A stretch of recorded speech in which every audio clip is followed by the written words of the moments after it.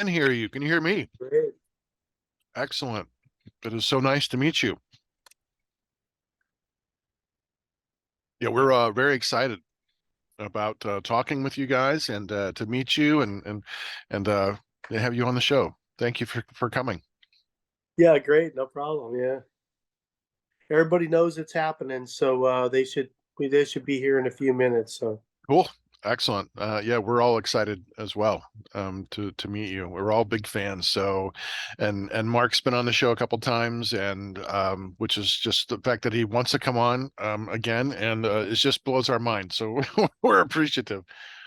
yeah, I saw the last interview you guys did together. It's great. There was three of you guys plus Mark. It was fucking amazing. Yeah. Oh, thanks. Oh, we appreciate Yeah. that. You were doing actually it was a review, it was an album review you guys were doing. You were doing song by song. Yeah. Yeah. Yeah. The live Yeah. Every reaction. time, every song when it came to the guitar playing, you were just like, "Oh my god!" Exactly. Yeah. And I thanks for wanted. liking my vocals. I really appreciate that. Oh, Yeah. well, you're welcome. You're welcome. This album is so good. And as we'll talk about, we think it's one of your best. For a band that's been around as long as you have, and making, I think, arguably the best album of your career here. And then to be on top of your game musically and vocally, it's just astonishing to for that. So, but thank you for watching us and listening. And yeah, because we had Mark on twice, and so this will be a third time. But the first time for everybody. So we're Yeah, excited. that's right. Well, they just got done with rehearsals in Phoenix, and they might tell you that Okay, cool. rehearsals went really well. So we're gearing up to get out there. Yeah. Yeah, that's awesome. Yeah, you got some shows coming up, and we don't want to talk all about that. And then you got a big European Yeah. tour. Yeah, that's really exciting. We want to find out all about the album, all about the tour. It's going to be amazing. Great, Harry, great. it's an honor to meet you. Pleasure. So Hey, thank you yeah. so much for being Nice. on, man. Yeah. Appreciate it. Thanks for the great review of the album. That was awesome. I liked all your comments. Appreciate that. I agree with all your comments too.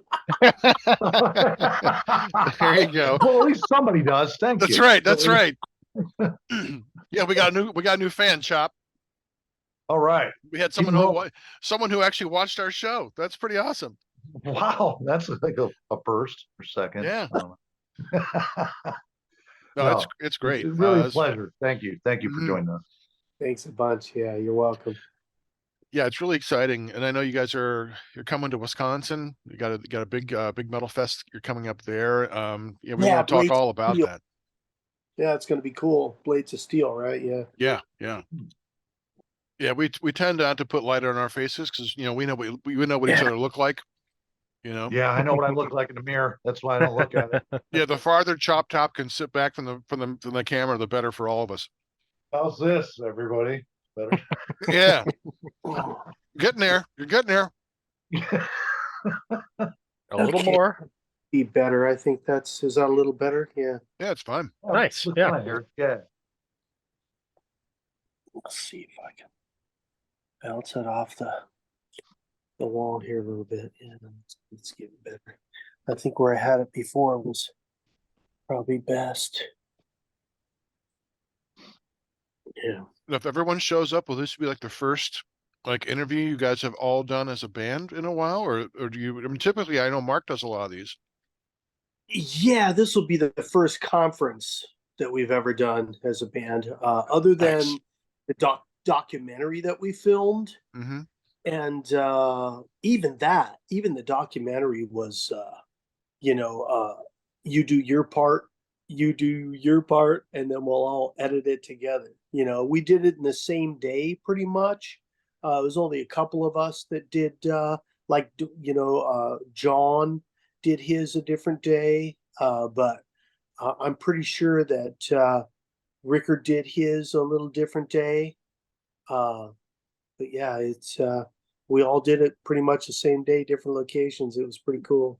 Nice. So you're talking about the one you guys did for this album? Yeah, the documentation. Yeah. Already. Yeah. Yeah, I watched that today. That was really cool.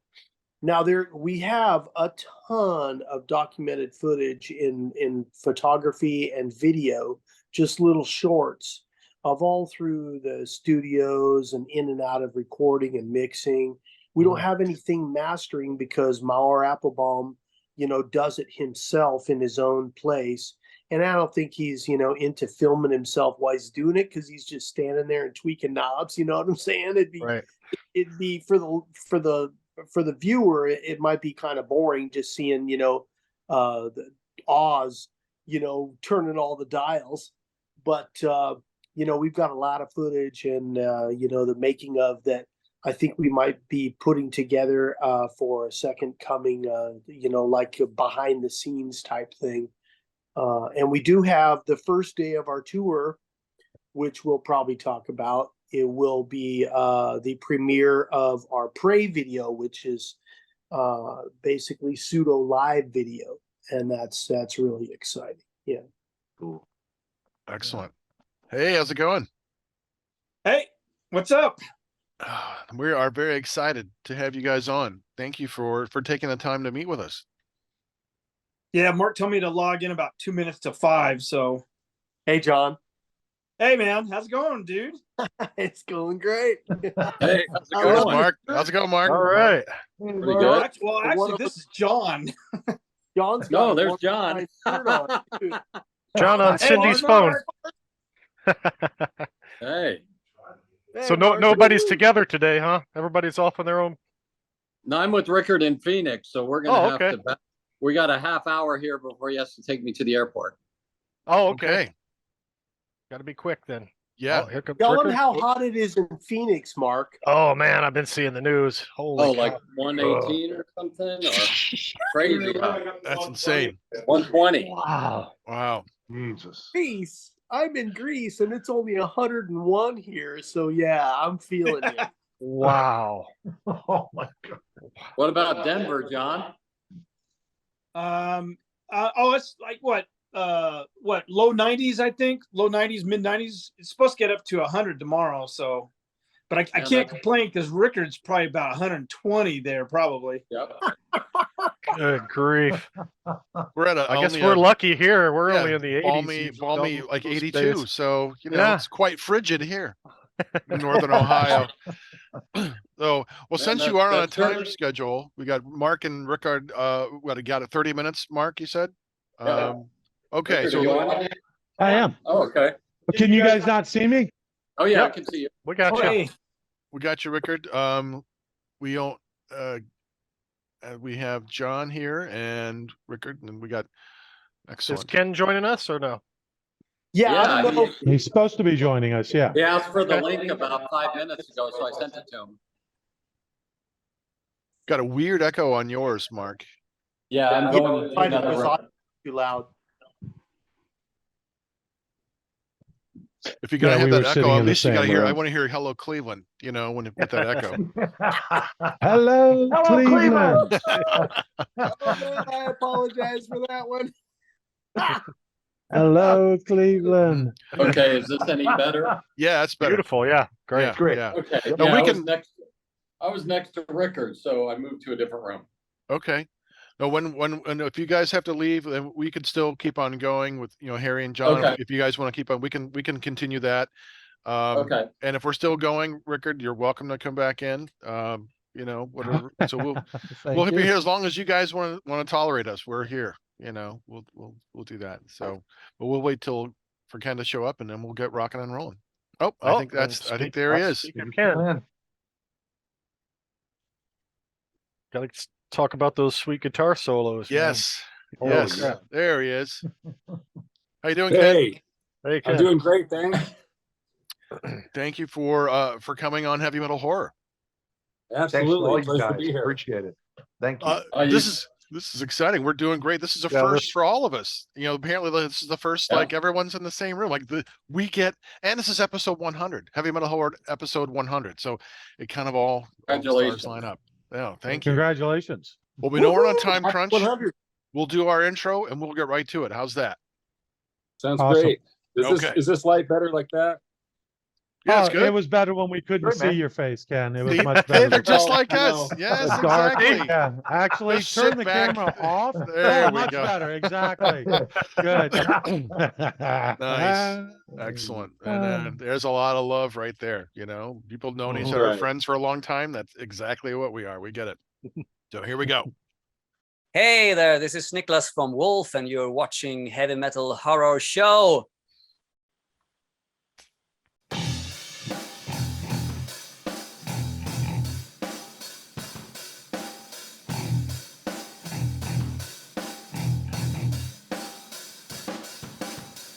I am Montag, master of illusion. What goes up must come down, but not always. Hey, this is Chopped Up, and this one's on hallowed ground, so stay tuned and stay glued. And Dreadbull.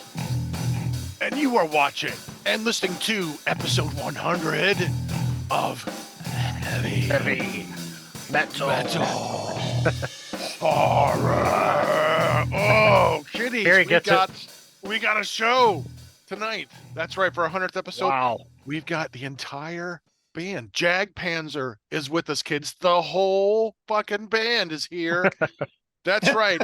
We got Mark Bridie, Harry the Tyrant Conklin, Ken Rodarte. I'm gonna say, is that correct? And Rodarte. Ricard Sternquist and John Tetley.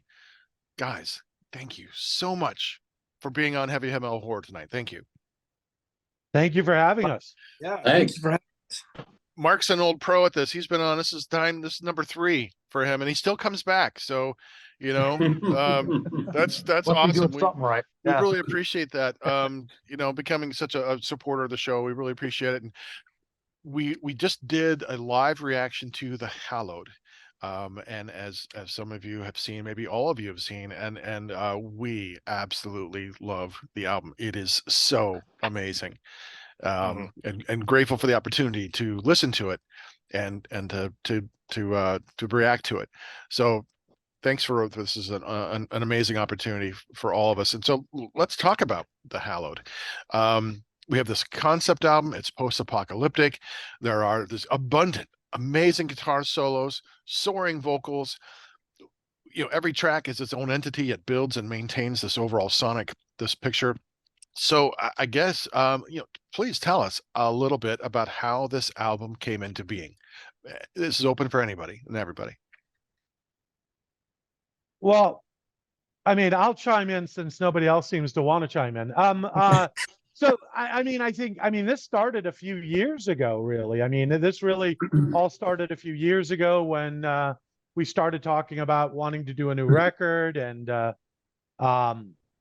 what's that going to look like. Mark actually had started writing. I think he had 3 songs pretty much totally done, and he was ready for us to start working on stuff.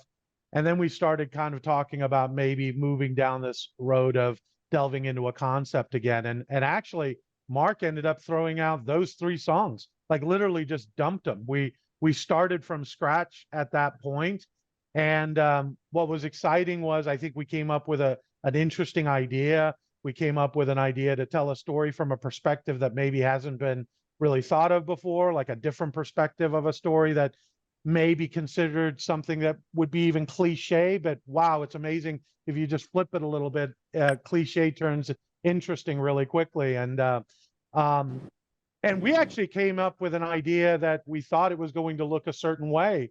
And when we handed it over to Harry, Mark started writing music. We handed it over to Harry, and I can let Harry take over from here. But Harry basically took it and took the overall idea and just kind of expanded on it, added more characters, added more animals. We were thinking more like along the lines of like one animal that was telling the story. But Harry had the idea that, no, we should tell it from lots of different animals that are part of this kind of troop. And, you know, so Mark mentioned it in the documentary really well, that really kind of even kind of put everything in overdrive, because that really gave Mark all this kind of cool material to start writing music. And I think the exciting thing about what makes this record different than ones we've done before is the fact that we demoed the entire thing first. We demoed this entire record, including the interludes, including every little piece that we put on the record was demoed first. And So that allowed us to go in. And when I recorded drums, and I think me and John did this together, and John could expand on this a little bit more. When we went in to do drums and bass, we did it pretty much in the order of the record. And we wanted to do that because we wanted to feel the story progressing. And so like when we got to a song like Weather the Storm, where they're clearly in the water and the ocean, that false waltz beat that you're hearing me play is completely meant to make you feel like you're kind of wishing around on water, that the whole thing is like, so we had never had the opportunity to have that kind of insight, because a lot of times I wouldn't know really what the lyrics were about until the record was already done for me. A lot of times I wouldn't know what the lyric, and this was completely different. I knew exactly what the story was. I knew exactly what Harry was going to be talking about in these particular parts, or the story that he's going to be telling. And even from a point of view of a drummer, that made a huge difference. And I'm going to stop talking now. Well, it shows too on the album. I think I'd mentioned multiple times when we listened to it, like there was a really nice flow to this album. I thought everything, you know, and that's probably a result of doing that in that order. And you know, speaking of your drums, like the sound is massive on this album. Yes. Like the drum sound is so big and bombastic. It's great. Like how did you manage to achieve that? Did you do anything different? Yes, we did things a lot different on this record. I brought out from the cases and so forth, and I think it's a 1983 Yamaha Power Toms kit with way more pieces than you really need. Everything was huge, 24-inch kick drums, 6, 8, 10, 12, 14, 16, 18 tom setup, so I could do a lot of those long runs that nobody seems to be doing anymore. But I think one of the things was that this drum set, I've had it since I was a teenager, just sounds amazing. I mean, you walk into the room and just listen to the kit, no mics on it or anything. You're like, wow, that's a good sounding drum set. And so the whole entire palette was laid down. We didn't gate these drums. We didn't put any triggers on these drums. When I'm playing them and you're hearing the verb, that's the actual room that they're played in. So the drums and bass really laid down a palette for everybody else to lay on top of. So when you hear this wonderful kind of open space, which there is a lot of open space on this record, you're actually listening to the room that I played in. You're not listening to a reverb unit. You're listening to the actual room. And I think that makes a big difference. Oh, huge Nice. difference. Yeah. Yes. I've been a drummer since I was 10, and I listen for those. I listen for how music and how albums are recorded and engineered. And we could all notice that everything sounds wonderful and pristine, and you could hear everything. It wasn't muddy at all, but it was a big sounding record. I remember seeing pictures of that and Mark had talked about that with me, had mentioned this old, you know, the older drum kit. And I saw it, I'm like, oh, that's just huge, you know? Yeah. And like, no wonder. Yeah. Then you hear that ambient sound of the room. It does. It makes a huge difference. They sound like cannons. They sound like cannons. Yeah, And that yeah. was what was so excited about it. Yeah. So, yeah. Yeah. Excellent. And we did bass and drums at the same time, so maybe John can talk about that.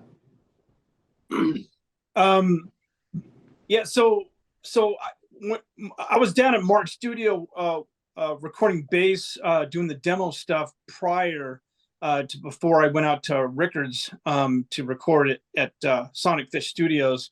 And we just wanted to make sure everything was jiving demo wise, getting everything just tight and finalized.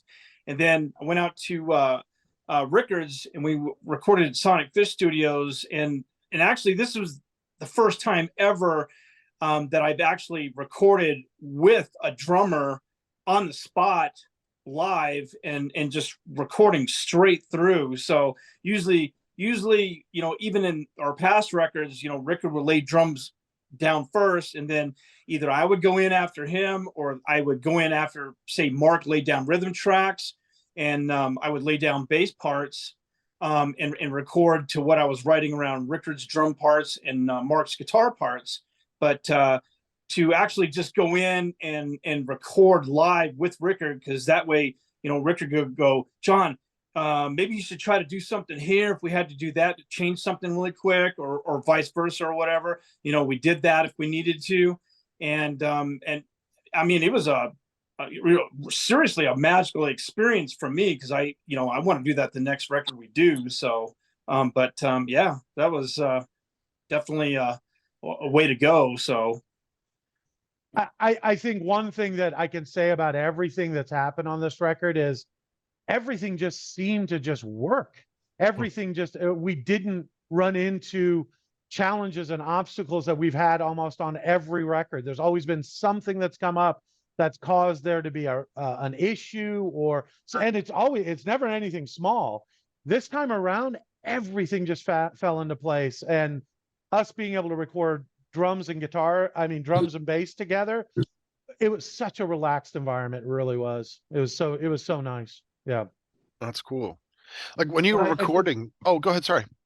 No, I'm sorry. I was going to say, gentlemen, I think with the, the overall production of the album, there is a live feel to this album. The flow, the vibe from it.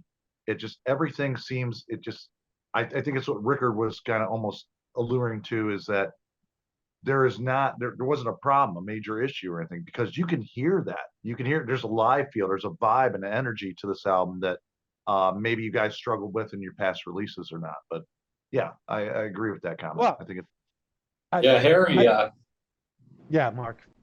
Yeah, Harry knocked out vocals. I think God, it was about a fourth of the time we had scheduled. I mean, he was just knocking it through in like one. I do like a song a day. and they I sounded said, "Oh, I'm gonna be done in 10 days," and we were done in like 6 days, and I'm like, "What the hell?" So I was like, "Mark, let's go back and review some of the stuff we got," and we reviewed it, and we're like, "Do we need to make any changes?" He's like, "No, man. And if anything, they're so subtle that it's not worth going back to ruin the performance that we have on there." It was just insane how easily, and it all, just like Rickard said, I think it was because this album we really mapped out, and we went beyond just recording the rough songs and saying, okay, now we got a song together, and then 3 months later actually recording the thing. I mean, we really put a lot of energy in trying to make sure all the arrangements were right, all the segues were right, and that the fact, with the information age, that we could all just have everybody on the same page and listening to the same thing at once. As soon as bass tracks were done, as soon as drums were done, bam, the very next day I was hearing them. And so was everybody else. I was getting dailies from Ken in the studio. I'm like, is Ken done with Edge of the Knife lead yet? No, he's doing that tomorrow. I was like, I can't wait to hear that, because not very much changed from the demo, just a few subtle things, and that's about it. But that was the beauty of the whole thing, is like we were so prepared for this album, and having 35 plus years of experience in all of our musicianship is just making things that much more easier for us to put our soul and energy into, and really, have it show on tape or vinyl or CD or whatever. Yeah, I don't think you could have fit one more solo in that album if you had tried. It was just like, this kept on coming and coming. I'm like, it was a masterpiece. But when you were recording this, could you tell how good this album was going to be, or is that something that you're never quite sure? Now, can I answer that? Yeah, I want to answer this one. When we were in the middle of doing the demoing, I knew this was we had something really special.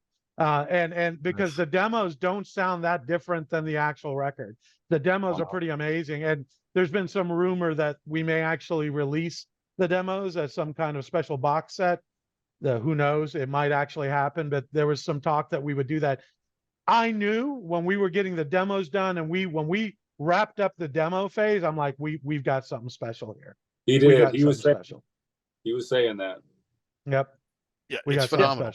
We've been fans for a long time, and listening to your music, and you have good albums. I think this one seriously might be the best album you've made. I mean, seriously, it is just that good.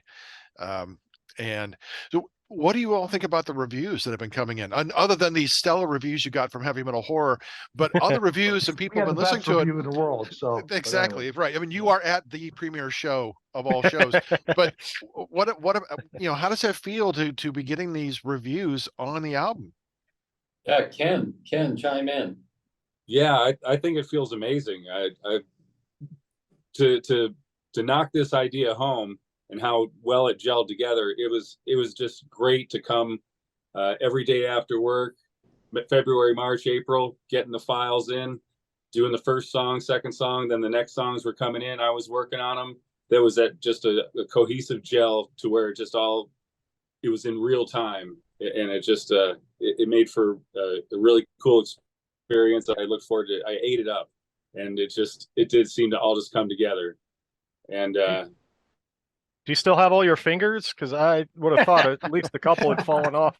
He might have a few more. playing. He might be like 6 They fingers got in each it. hand. Or is this, you know, Maybe you had some extras to start with. Polydactyl. Polydactyl. Right. Yeah. Yeah, well, going back to what Rickard was saying, when even before we started recording real instruments in real studios, when we were just doing this off of our own DAWs at home and putting these things together, the songs were still there. And I mean, there's a lot of songs where when I was done with writing the lyrics, before I even presented them to everybody, man, some of these songs had me in tears.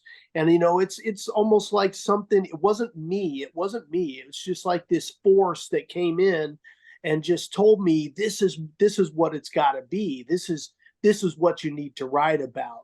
And I was stunned by how, when everything came together and we were finally done with the demo, and I played it over and over and over on my CD that I made by myself, from these tracks, it emotionally moved me. And I told the guys, hey man, put the order in for your Vets and your Lamborghinis, because this thing is going to take off, So this is one of those albums that feels like everyone that contributed got their due. Like everyone is really well represented on the record. Like the mix is extremely full, but you hear everything, every instrument, the vocals and all that. And there's like a mix of nice modern recording techniques, but also this raw old school feel. And like we were kind of wondering, like when we were listening to it, like how did you guys achieve that? 'Cause the old school, it almost sounds like analog at times, the old school, the rawness of it, but brought to a modern, I think a perfect balance. It's funny, Mark. I'm going to jump in here, but please jump in as well. The term raw, we had this interesting conversation about this, and the term raw, a lot of times it spells a different, I think it paints a different picture for me personally. Raw to me seems low budget, right? Raw to me tells me, just when I hear that, I'm like, that's a demo, that's raw, but I can hear the music through it, right? I think what we accomplished was something more like, it does sound retro, but without it sounding contrived. It sounds fresh, but yet it sounds like it could have been recorded back in the 70s or early 80s kind of stuff, right? And that really comes down to the fact that we didn't do any sampling. We didn't do any replacing of parts on the drums. Everything is left open. Everything is, there's no gating. Mark left all his guitars screeching, and we didn't clean up all those parts. We left those parts in because it made everything feel real. And going to the sessions with Ken, I mean, the energy was just crazy. I mean, during the solos, I mean, Ken's running all over the place. I mean, it was an erratic experience, but holy smokes, you can hear all that energy in what was happening. I mean, what you're hearing is real. That's what we did. I mean, that's, I guess, the best way we can put it. So yeah, my fingers fell off when I heard Ken's solo. So But so one of the things I wanted to say that I wanted to throw props John's way is Ken did such a great job on this record. I mean, he really did an amazing job, really rose to the occasion and really shines. And that's obvious because everybody is noticing it.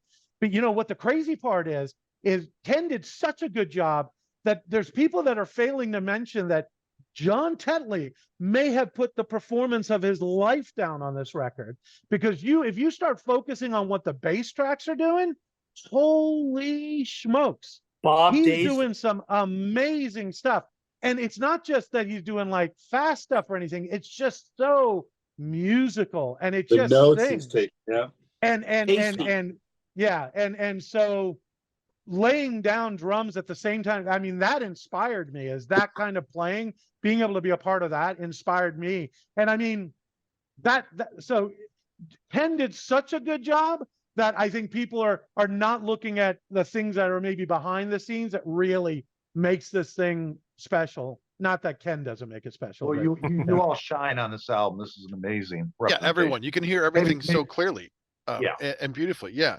I mean, how does it feel at this stage of your career, having been done music for, you know, for a lot of years, coming out of the big move in the 80s and 90s? You've been doing music for several decades now. How does it feel to make a record this good at this point of your career? Like, usually bands come out, they make a splash early on, and then they kind of fade away. It's like your Jag Panzer seems to be on an incline, like your albums just get better and better.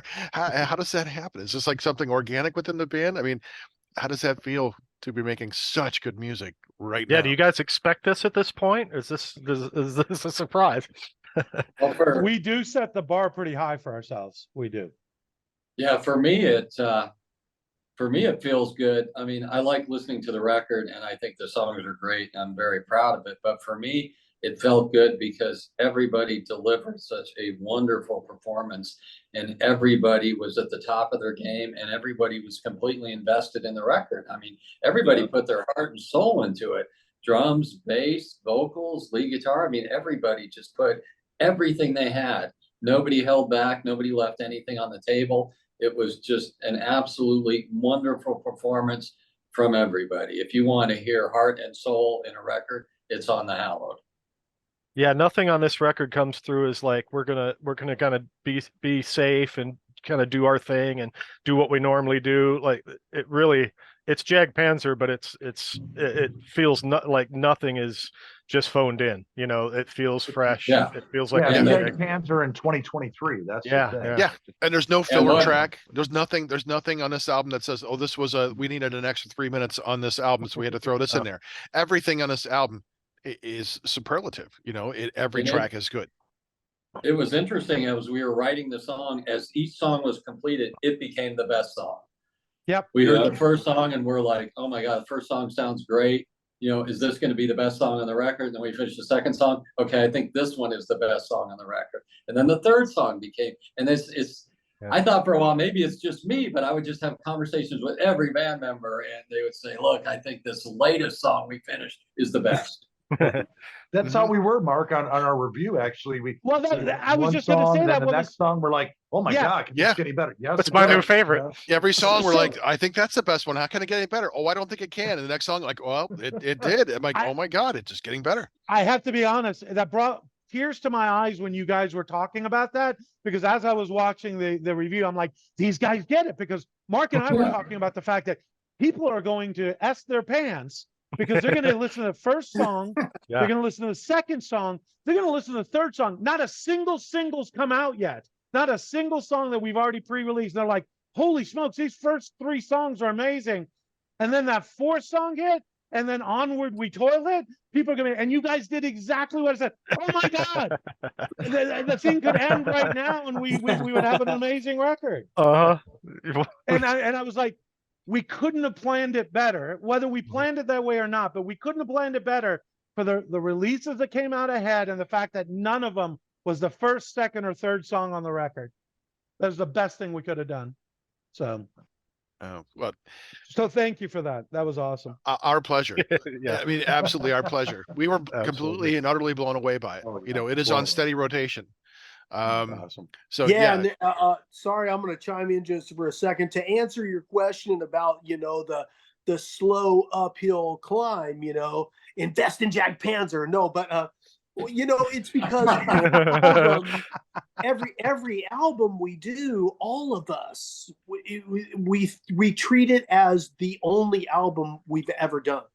We always put like everything we got into the album, you know, not playing wise and everything, but we really dig into it and, you know, try new sounds and try to go new places. And so, you know, with the quality of the songs that we had to work with and the great story that everybody, you know, the ideas that everybody had, when it came together, you know, the songs were just so brilliant that when we did add our extra, you know, 2 or 3%, it kind of put that album over the edge. But yeah, that's probably why if you listen to Ample and then you listen to, you know, Age of Mastery and then Fourth Judgment and Thing to the Throne, I mean, you can see that there's, you know, because we put everything we got into every album, like it's the last thing we're ever going to do, you know? Harry, Yeah, this is this- a question for you, direct. I'm sorry, Dreadbull. This is a question go directed ahead. to you. How do you? I mean, you sound absolutely more powerful than ever, and at the top of your game as a vocalist.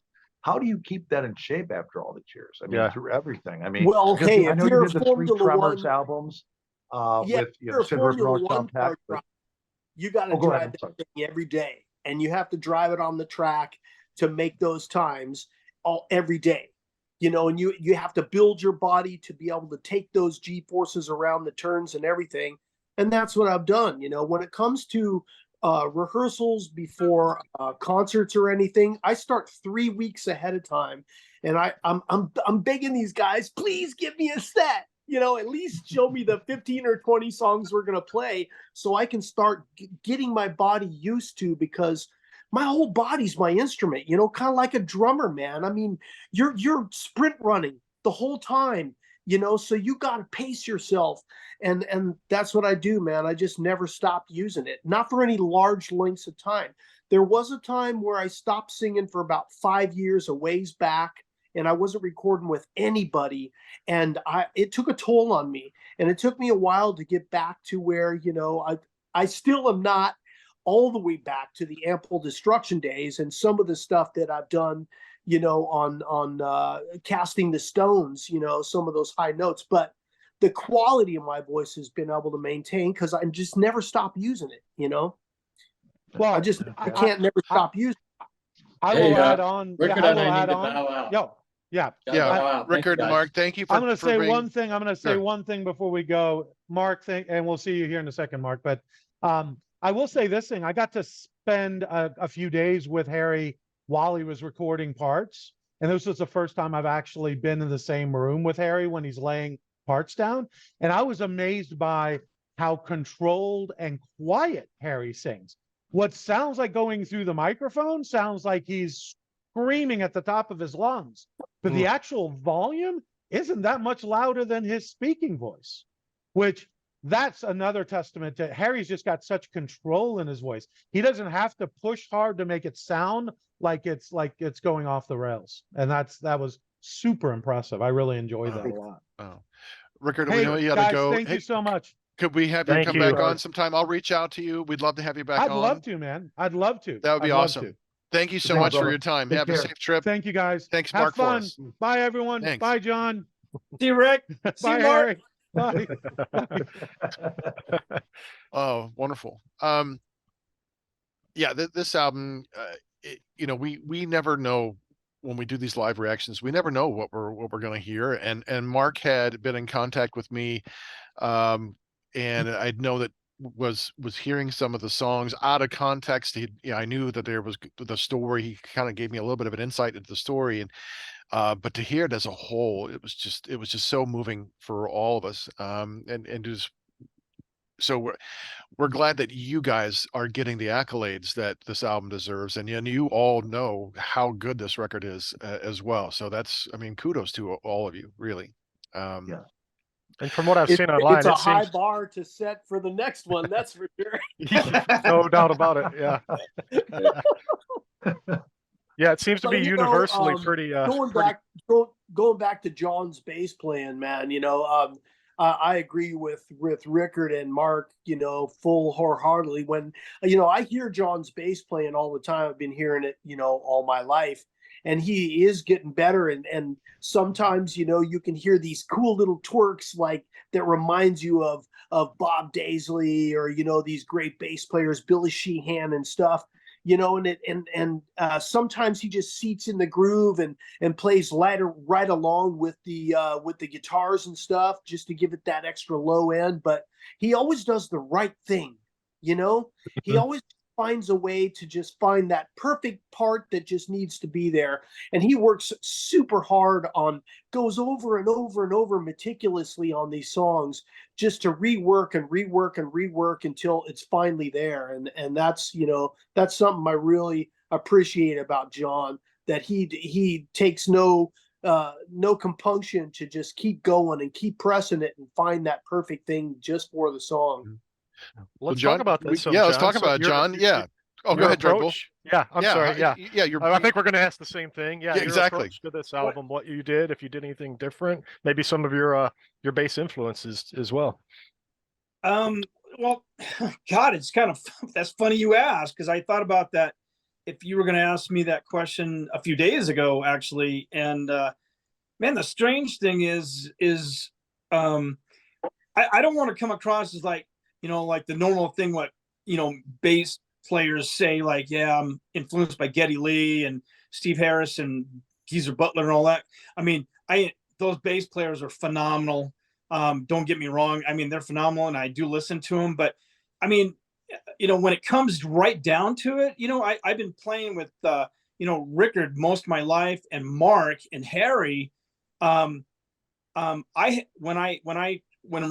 writing bass parts, I have to think about what Rickard's playing and about what Mark's playing on the guitar when it comes down to it for our song. So believe me, if Geezer Butler was playing to a song Mark wrote and Rickard's drumming, it might even come out different or whatever. So myself, I have to think about what Rickard, what I'm saying is what Rickard's playing and what Mark's playing, so I can make things jive and make, and make things not sound like, a bass player is trying to do the exact guitar line the guitar player, because, you don't want to do that. You want to keep it totally different as much as possible, but still maintain a groove, and everything. So, but that's my thought process. So, I'm on talkbass.com a lot, and on my profile, it says your influences, and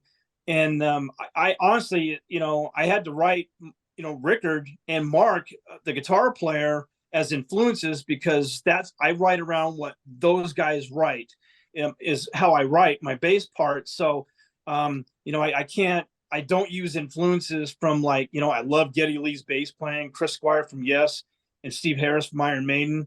But, again, when it comes down to it, I'm writing for our band and how the drummer and the guitar player write. And that's my philosophy. So, and to an earlier question, when you ask about how, we've maintained all these years, putting out good records and everything. I think one thing that's kind of important is, I've known Mark and Harry, since I was in, I've known Harry since Harry and I were in the same kindergarten class together, and everything. Great. And I've known Mark since second, third grade and everything. So, and I've known Rickard got in our band in the summer of '86. So, I think something about, how,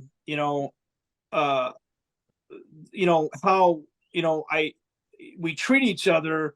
I look at each guy as a positive entity in my life, and not negative, by no means. And we get along. I mean, granted, we've gotten into a lot of fights, but we've managed to just, stay best friends. Honestly, we've stayed best friends. And when Rickard got into the band in '86, Rickard just had that personality that just stood out, that I knew this was going to work for Mark and me. So, because after Joey and Butch had left, it was just Mark and me. And then, Mark hooked up with Rickard, was jamming with him. And then Mark calls me up and said, "Hey, I'm jamming with Rickard, the drummer from Salem Spade." And I'd go over there and we jam and stuff. And, Rickard had this, bombastic, great personality. And it's just, and, I don't know how to say it. Just, with Harry, Mark, Rickard, and myself, we just get along great. And then when Ken came into the band, Ken had that great personality too. He's not an egomaniac. And then when we, I guess I'll admit this, I guess I was the bad guy when we were recording the record, because I was the one that, like in the discography of that video discography about our making of the album, I wanted to wait till I heard every one of Ken's leads on every single song before I was going to say anything to Mark like, yep, Ken's in the band, because I just didn't want to, I didn't want to be, you know, we tell Ken one thing and all of a sudden something's like sucking severe ass or something. And then say if it didn't work out or something, man, we'd feel really bad. But I mean, it worked out. I mean, Ken fucking blew me away the way he did his guitar parts. I mean, and the thing about when you do guitar leads on a record is a lot of people, if you're not really thinking, when you can do fast guitar playing and everything else,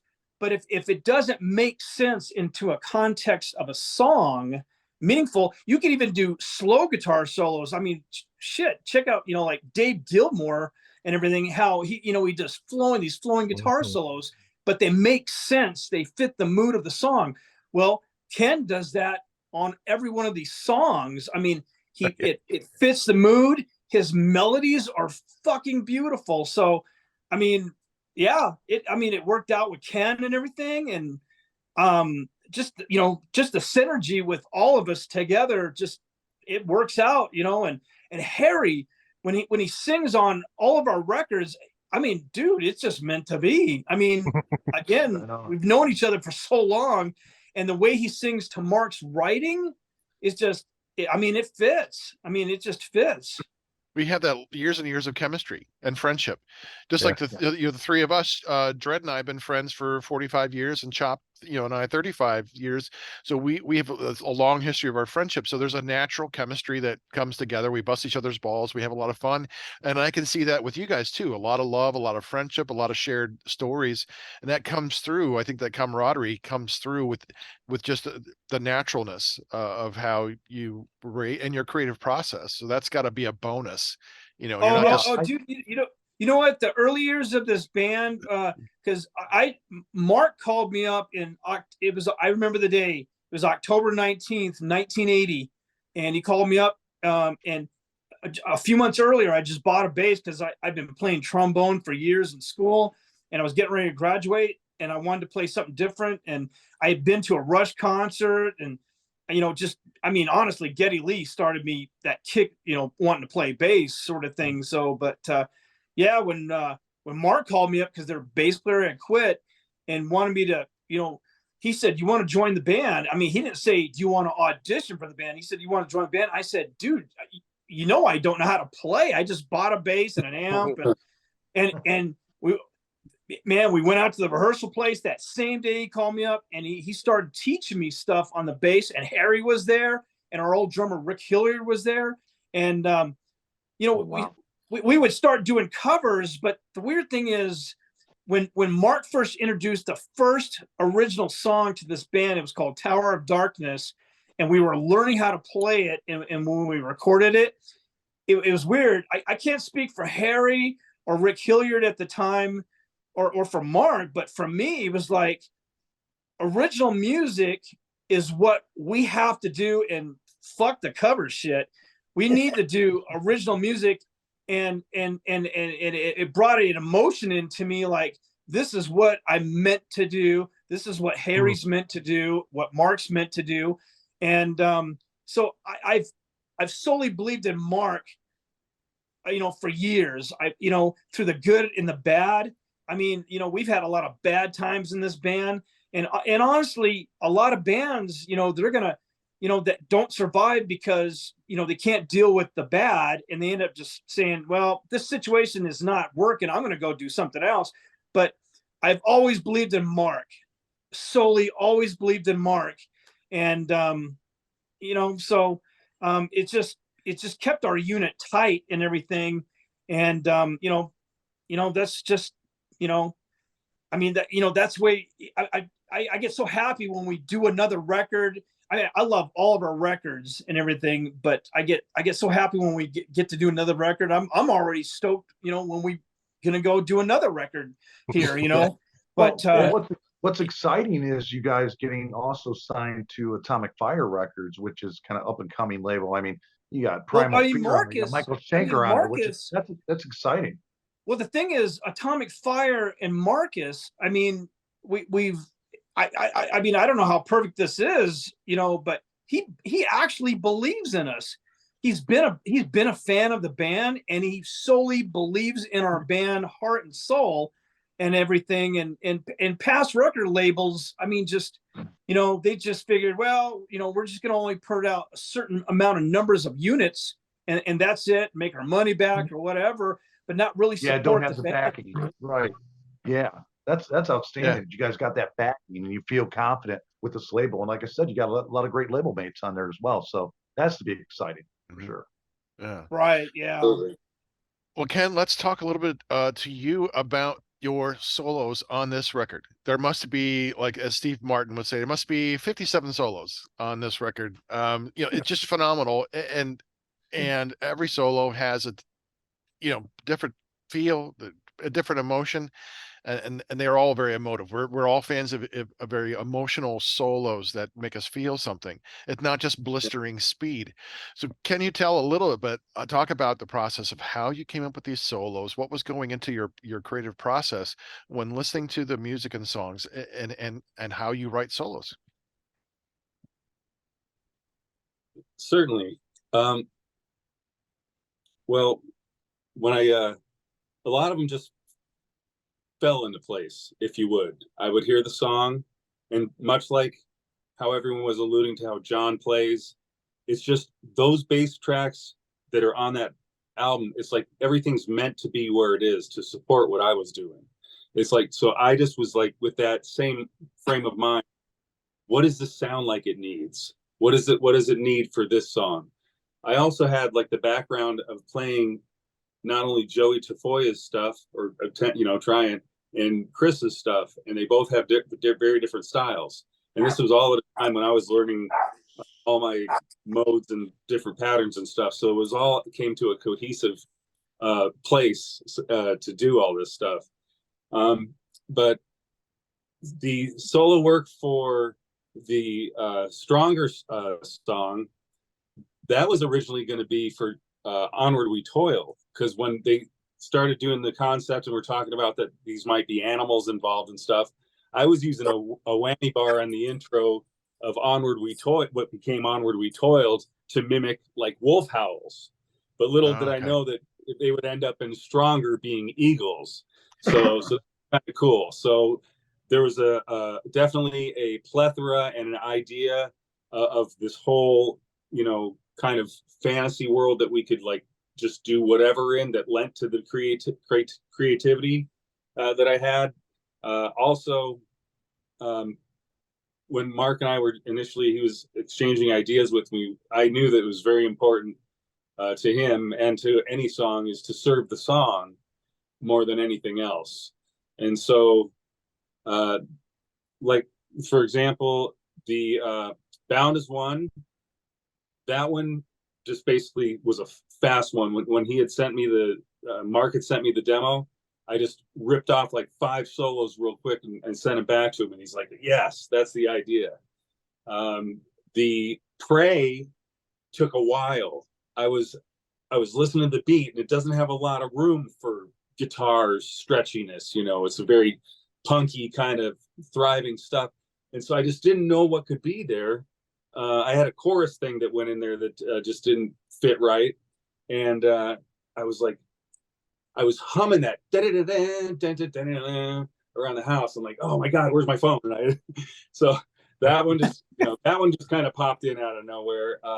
Ties That Bind was a suggestion that Mark wanted it to be kind of like a Gary Moore kind of feel. That's how it has that, those kind of bendy kind of things. And he wanted the end to be kind of a little timeless. Onward We Toil, the fourth one was, that one was like, it came to me from out at some other place, like from beginning to end almost. I had a different intro to that that matched a different idea that I had for the song that didn't stick together.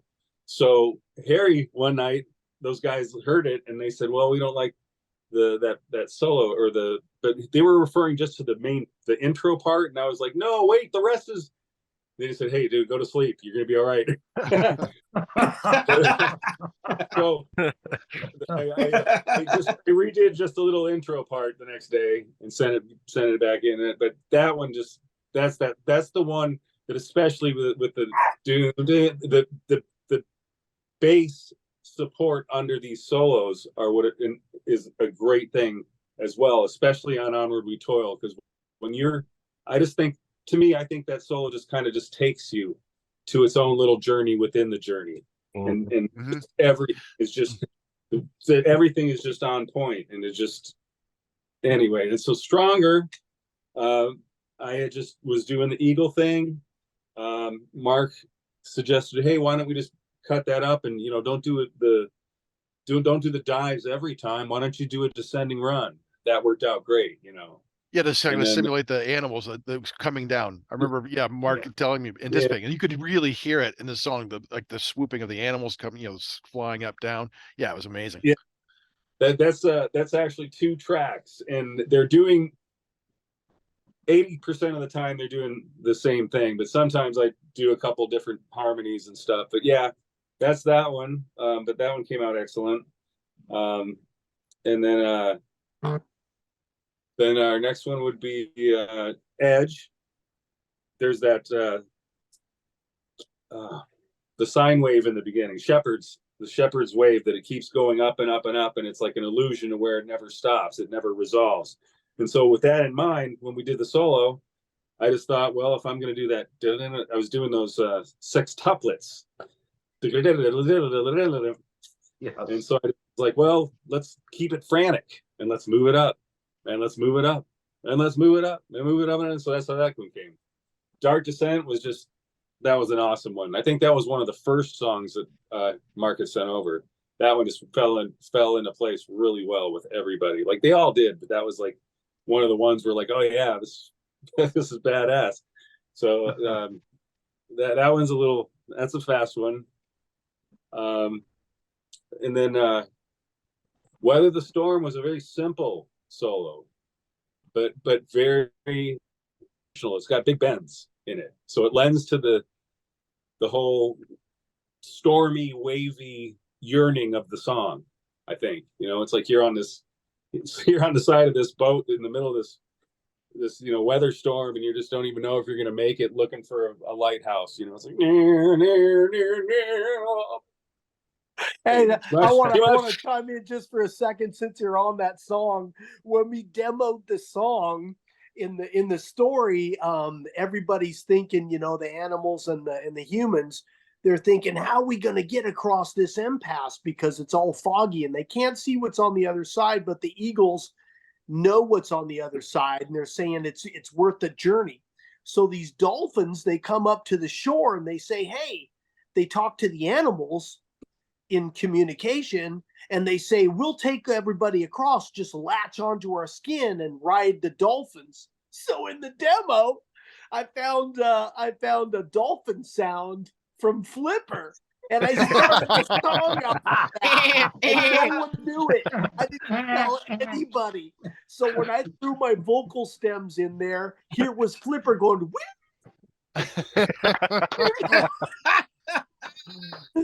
yeah, that's true. Because it took about a week for me to get a reply, and I was like, oh no, I pissed somebody off, And finally I asked, hey, did anybody notice the Flipper part in the beginning? Because I thought maybe they just, moved their cursor forward or something. And they're like, yeah, but that's going to make the album.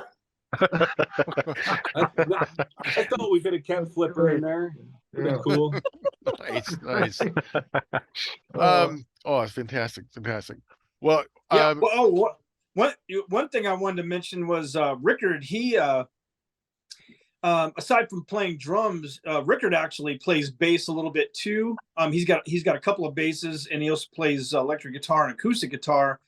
And Rickard had wrote the intro for Last Rites, and it's weird because every time after the narration on that song and that intro starts, and everything, it just I always tell Richard it is so emotional. It sends chills up my spine how emotional that beginning to Last Rites is, and it's so beautiful. So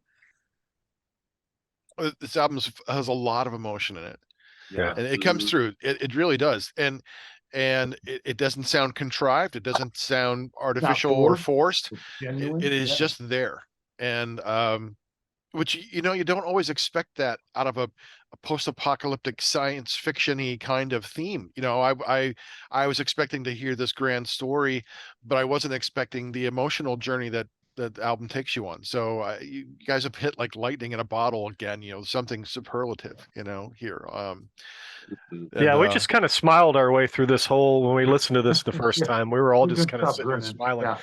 Like I was like, man, I feel like I'm 16 again, sitting in my bedroom floor, in front of the stereo, just listening to this thing for the first time with the album art in front of me. Like that's where it took me right back to. Absolutely. Awesome. yeah, we're all fans. We all kind of grew up in that same era, the big 80s, the new wave of British heavy metal, and we're seeing a resurgence of this kind of traditional heavy metal happening in the States again. A lot of bands are playing what we would consider traditional, heavy metal. And Jag Panzer's right, right in there for the plucking Legendary. because you've been at that forefront all along, and now you are in a, like, the time and position have come back, like the 80s have kind of come back in a way. We're celebrating this traditional awesome heavy metal, so it's great. We're seeing the convergence of things. So I think it might be generational, because about 10 or 15 years ago, these 20-year-old kids were about, 13, 14 years old. And when I was 13, 14 years old, I was just listening to whatever was coming out and thrown at me, Yeah. And what was thrown at these kids 10 or 15 years ago was completely different music than what, you and I grew up in the 70s and 80s and stuff like that. But now these kids are turning 20, 25, and they're starting to have a better taste in music, and they're starting to get their claws into something, and they want something that's chewy, that they can actually put their teeth in, that has body and life and emotion, and makes them feel things other than just super fast stuff.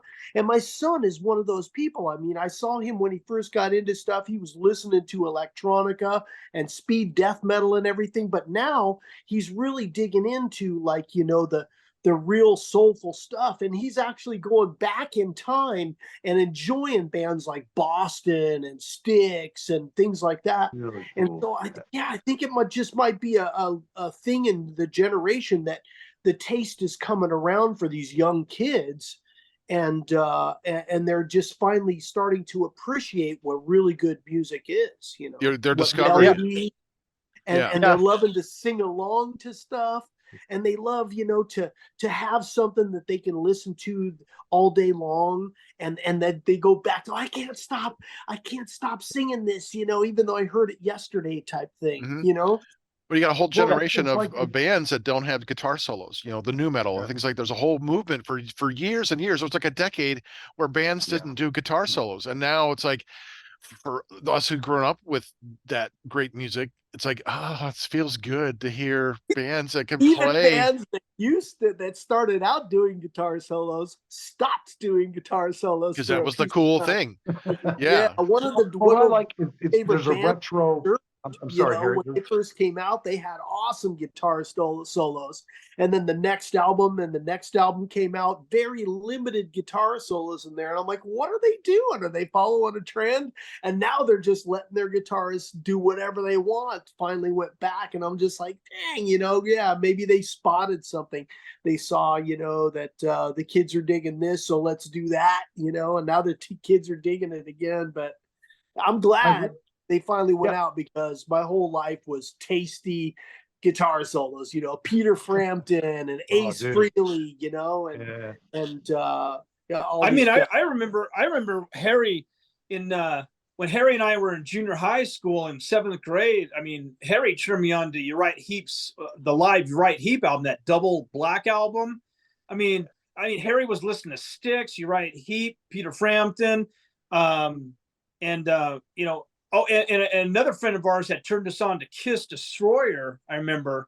when we were young. And, you know, it was weird because a lot of people hated Kiss, but man, when the first time I heard Kiss Destroyer, I was blown away. I was like, this is fucking badass. And then when Kiss Alive, when I heard Kiss Alive 1, oh my God, that was so killer. And I mean, That was and the first actually, you know what's a trip? Harry and I's first concert together was Rush on the Farewell to Kings tour when we were in 10th grade.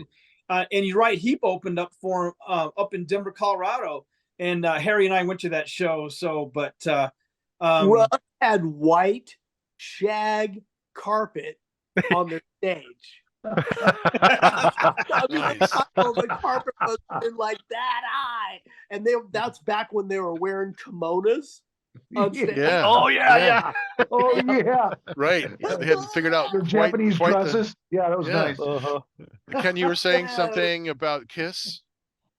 Oh, I was just saying that was the first album that I got when I was a youngster. My first album that I wanted was Kiss Alive. Yeah, I was a Kiss guy when I started growing up. Yeah, I came in at the Destroyer, Kiss Alive 2, you know, about that. I remember the feeling, hearing Destroyer was the first one and Love Gun, and then I think the first one I got was Kiss Alive 2. You know, and I had the tattoos, and I wore all Yeah. the tattoos on my arms the next day at school. You Yeah. know? Did All you that. did you get the album with the actual gun in it? I did. Yeah, No, they the had Love Gun, I had didn't Love Gun? have Love Where Gun, it says no. bang when you shoot up. Yeah. Yeah, yeah. See, his gun Yeah. is the dick. Yeah, Comical. I That was great. a diehard Kiss fanatic, and then up until around the area of Unmasked, and not for any other particular reason, but my other friends that I was hanging out with at the time had older brothers. And then I was like getting turned on to like Ramones and Aerosmith and Ian Hunter and you know, Rick Derringer, all kinds of stuff, you know. And then Iron Maiden and Judas Priest in the 80s, that hit, and I was playing bands that did that kind of style and stuff too.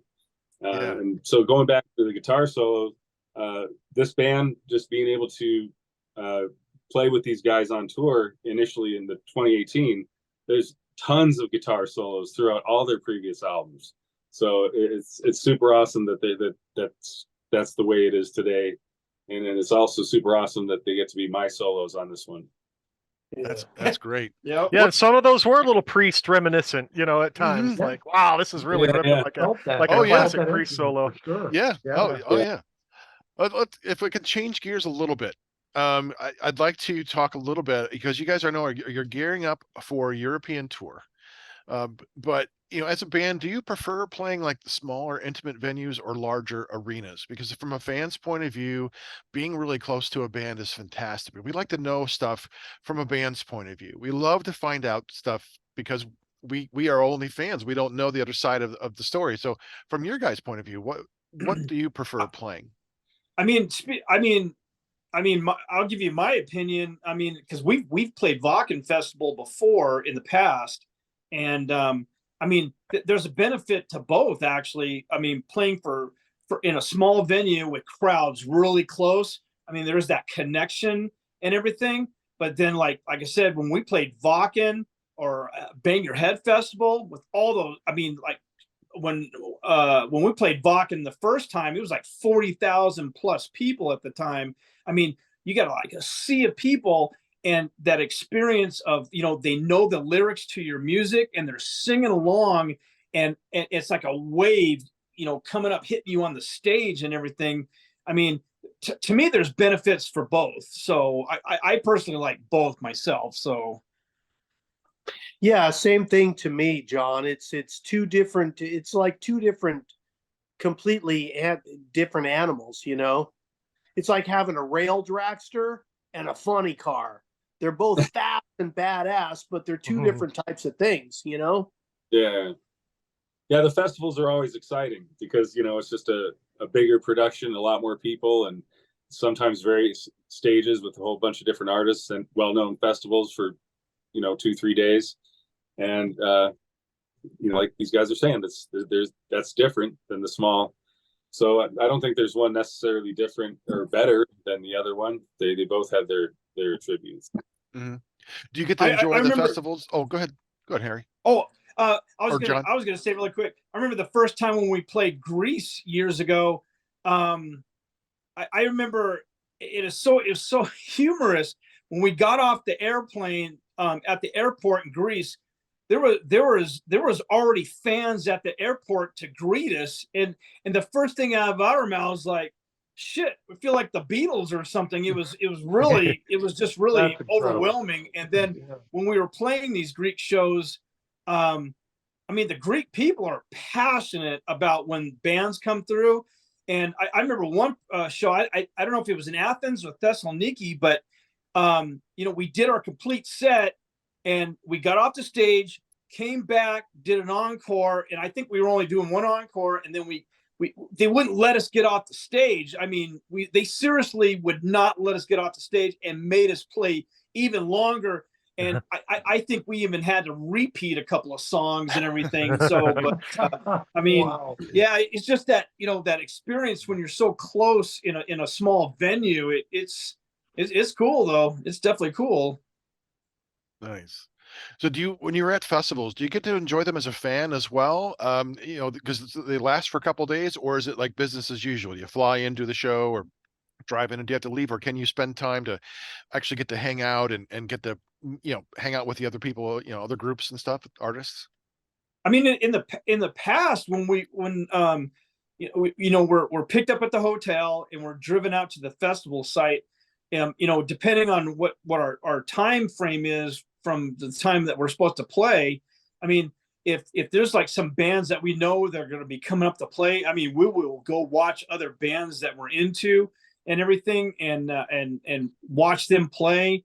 And sometimes you know, we've had to do schedule interviews before we've had to go on, you know, in our tent and everything. So but yeah, I mean, you know, heck, Iron Maiden's playing at Wacken this year. I mean, shit. You can't not see Maiden when they're in tour. You know, I mean, you got to. Yeah. Yeah.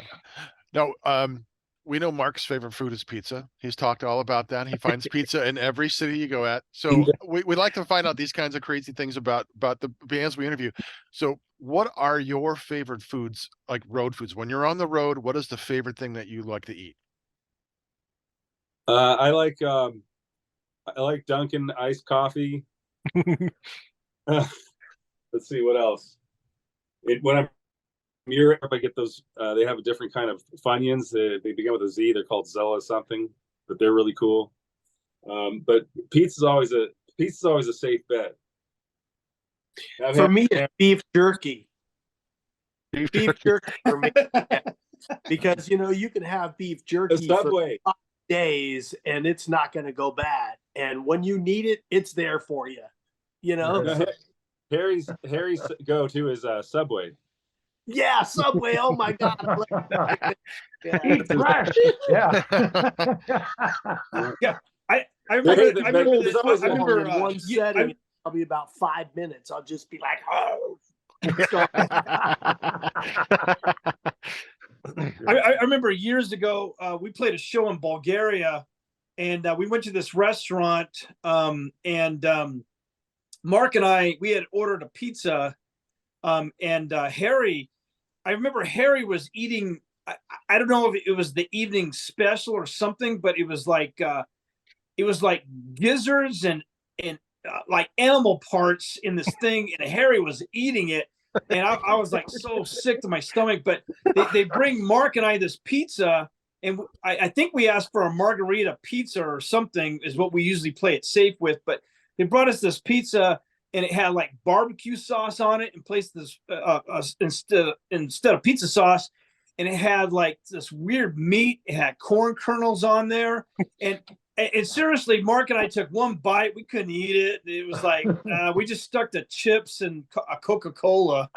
Right on, brother. That's awful people. Wow. Have you ever seen Mark's spreadsheet that he keeps for all of his pizzas and where they're located and everything? He's told us about this.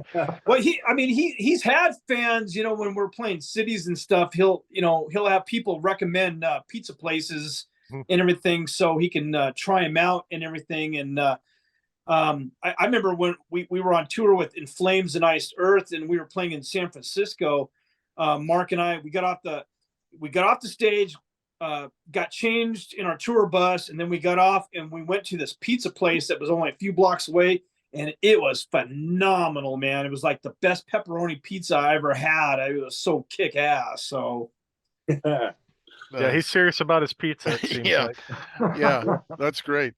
So oh, he's been making pizza since, I mean, when I go over his house when we were kids, he I remember he would make this this pizza dough, and he flattened it out on the cookie sheet, and he put this I don't know, it's Franco-American pizza sauce or something, and pepperoni, he cooked that in the oven. Or back in the day when back in the day, Domino's used to kick serious ass. It was really good before they sucked. And you know, him and I and Harry, because Harry lived right up the street from Mark's house, so we lived in a close proximity, the three of us. Harry would come down and we'd order a pizza from Domino's or something at like 1 o'clock, 2 o'clock in the morning, and watch horror movies and stuff. And yeah, Mark is very passionate about pizza, and you know, and I get it because I've learned it from him. I'm picky about pizza too. I'm like really an anal person when it comes to pizza, so I get where Mark's coming from for sure. Nice. So nice. Well, having all that long history with each other. Sorry, Montag. No, good. You guys, we love a good story here. Do you guys got any great stories about either like touring or Road story? Yeah, life on the roads, or interactions with fans? You got anything crazy or fun that you could? Yeah, we like hearing the crazy What's stories. Ones that we can say on the internet? Ones that well, you don't have to. We are uncensored, so you can say anything. Don't You throw don't have anybody to under be the bus, family but friendly. hey, say Yeah, whatever you definitely like. family friendly. We are, you know. Got this one story. I think John's gonna remember it. It's during the Fourth Judgment tour when the original lineup was back together again, minus Rick Hilliard. But we had Rickard Sternquist in the band, and he had already been in the band for 10 years, 12 years already. So he was a solid member. But anyway, we were going, I think it was in Switzerland, and we were going to the venue, and the bus parked in the back of the venue really close. So we just walked into the venue, and we checked it out and stuff, but it was freezing cold outside, just ice everywhere. Finally, they said, okay, now you guys got to bring the gear in, but you got to go down this long path, and this long path was just frozen solid with ice. And it was like a football field length away, and we're like, because the equipment was in a different van, So here we were trying to push these these Marshall cabinets and all these heavy bass amps and everything, slipping and sliding for this long way, and we were almost ready to just say, "Screw this gig, we're not gonna do this gig." It was freezing cold, but yeah, that was one of our best gigs out of the whole thing, man. Was just grueling through all that ice and finally pushing to get there and not wanting to do it and having it turn out to be a fantastic gig after all. Yeah. Oh, Yeah, I got one for you. Yeah. When we were on tour with Gamma Ray and Hammerfall, I think we were either coming out of Spain going into Italy, I think, if I remember correctly. And it was early in the morning, and we were at the border. We were all sleeping on our tour bus. Hammerfall and our band was sharing a tour bus, and Gamma Ray and their crew had two other tour buses. But anyways, we got stopped at the border, and we were all sleeping. And I remember armed military guards with like those radical army type military machine guns. Came on our bus, and they're walking through, and I wake up and I look out the curtain, and I see this armed guard with a machine gun, and they brought German Shepherds sniffing for drugs and stuff. And the funny part was Mark was he was sleeping underneath me on the very bottom bunk, and I was above him in the middle bunk, and the German Shepherd stuck his face into Mark's bunk and was sniffing his face, and it woke Mark up and freaked him out. I thought that was freaking hilarious, man. And the thing is, we got the bass player for Hammerfall's leather pants were draped over because he would sweat like a motherfucker in those pants from each gig. And they were draped over, drying out. These leather pants that were really wet with sweat were drying out and was stinking up the bus and everything. And oh man, I mean, oh shit. I got the Whole master. different kind of hammer pants. On that same tour, we were in, right, just like the day before in Osexio, Spain, we were in this club. And I think like 3 days prior, we heard of the Great White Fire, of, no one being able to find the exits and getting out. Well, there was one door in and one door out. And they had these like 9-foot ceilings and not a fan in the place. Ooh. And it was like so hot at night that we would bring in a chest of ice, just filled with ice, no water or nothing. And by about 3 songs in, the chest of ice would turn warm water. Well, it got so hot in there and so sweaty that the ceiling started dripping water on the crowd, like it was almost raining inside the place. Wow. And the drummer, when Jag Panzer got on there to do their set, we could only do 2 songs and then nobody could breathe. We had to take a breather and go outside and come back in and play a few more songs. Same thing with Gamma Ray. I was back there with that chest of ice, taking towels that were soaked in the water and putting them on the back of the drummer so he could just make it through the song. Did the whole place smell like those leather pants? Yeah, that very same night, John and I was on the beach just like watching the stars, because it was such a beautiful, clear night. You could count like every 10 billion stars in the sky. It was just gorgeous. And then you could hear the water, coming on the beach. It was like a new experience for John and I, because we live in Colorado. We don't have, beaches and water at that time. But I ran into the water and I, kind of swam around a little bit. Well, then all of a sudden the sun started coming up. And then we said, let's walk into town and get a bite to eat. Well, the water dried up and the salt started tasting my underlings. I can't take another step. I can't walk. The sweaty balls became the salty sack. With every step. I went in there, man. We found a bidet as soon as we hit into town. And I piped myself over that bidet, man. I thought I was in heaven. I was like, it's just up ahead. It's just up ahead. And I was like, man, I don't know if you guys ever heard of the Jack Spencer story. Mm-mm. No, tell us, please. Okay, so on the same tour we did with Hammerfall and Gamma Ray, we were in Paris and we were playing at La Locomotive. And this is classic. This story always comes up, and everything is so classic. We pull up in the tour bus and we see the marquee, and it says, obviously Gamma Ray, Hammerfall, and it says Jack Spencer on the thing.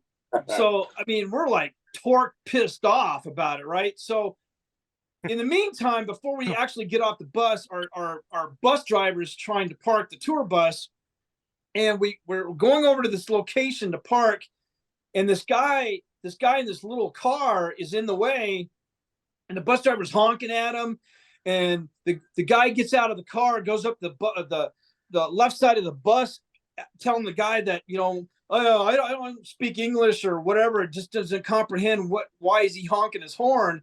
And it was funny because the bus driver turns around and yells at us. He said, "Hey, does anybody know how to speak French?" And Rickard, fucking classic, man. Rickard gets out of his bunk. He charges up there. He goes, "I know how to speak French." And he sticks his head out that window and starts yelling at the guy, going, "Motherfucker, man, I'm going to kick your ass if you don't move that fucking car." And the guy obviously comprehended because he got in that car and he fucking moved that car fast. So the bus driver pulls the bus up and parks. So we get off the bus, we go into the venue, and Mark and Rickard decide they're going to talk to the venue person in charge and say, hey, what's the deal with Jack Spencer? You need to change that and everything. And, I guess I don't know if they said it was like a mistake or something. I think it was just full of shit personally. But anyways, Mark and Rickard, they get into it with the promoter there. It's this chick promoter, and she's got this big old huge bodyguard guy standing right there and everything, intervening to make sure nothing's going to happen, because it turns into a really physical, verbal encounter between Rickard, Mark, and that chick and the bodyguard. But it got worked out, and Kai from Gamma Ray told us, because we were getting ready to like not even play if they didn't change that sign, and Kai from Gamma Ray had a talk with us, and he said, man, this shit happens all the time. Just you need to do the gig. You really need to do the gig. So we did the gig, but the really funny thing is an extension of this bullshit that was going on. So Rick and I go walking outside. Rick and I go to this cafe next door to the venue. So Rick and I, we sit down on this little table and these two chairs at this cafe, just sitting there trying to keep our cool and everything. Well, to make things worse, the cafe owner comes out yelling at us that we're basically loitering and everything. We're not ordering anything or nothing. And Richard gets up, turns around, tells him to go fuck himself, and takes that chair and kicks it out into traffic with cars out in the street, just kicks the chair out in the traffic because Rick is like fucking pissed and everything. And this story always comes up all the time because I think it's hilarious myself, but it is what it is. It's part of what happened in the history of this band. So, You ever consider changing the name to Jack Spencer? Some t-shirts at least? Yeah. No, we talked about it'd be funny having a tribute band called Jack Spencer. Yeah. Yeah, like Geddy Lee would wear that Rash t-shirt, instead of Rush. Yeah. That'd be awesome. Man. That's hysterical. Okay, Ken, road story. Oh man, I was sitting here just listening to them all. I don't really have any good ones. None that would be comparable to anyone that's already been shared. Well, that's awesome. I think the case with the Jack Spencer is we were on Century Media at the time, and there's a lot of German people, and they would say like Jag Panzer, and they're talking to a French person. So a French person, when they're hearing Jack Spencer, Jack Spencer. But yeah, we didn't dig it because, the Century Media sends over all that promo material and stuff to the club, but they just didn't look at it, and they just wrote it down and they didn't really care. And so the fact that they didn't care, hopefully, turned things around. But yeah, it was a big joke for a while, but man, everybody else laughs about it, but Rickard still to this day is not going to laugh about it. I'll make sure to avoid that when we have on the air. I'll try to keep that out of the discussion. Like that. Yeah. One thing we like to find out, I know Mark had told us a little bit about this, but do you guys have anything special in your rider, like some of the quirky requests that you guys have done over the years, special foods or drinks or flowers, dozens of roses like Mariah Carey? Do you have anything like that you like to put in, like when you're on the road, just something that says, yeah, I want this waiting for us at the venue? I don't think, me personally, I think, I don't know.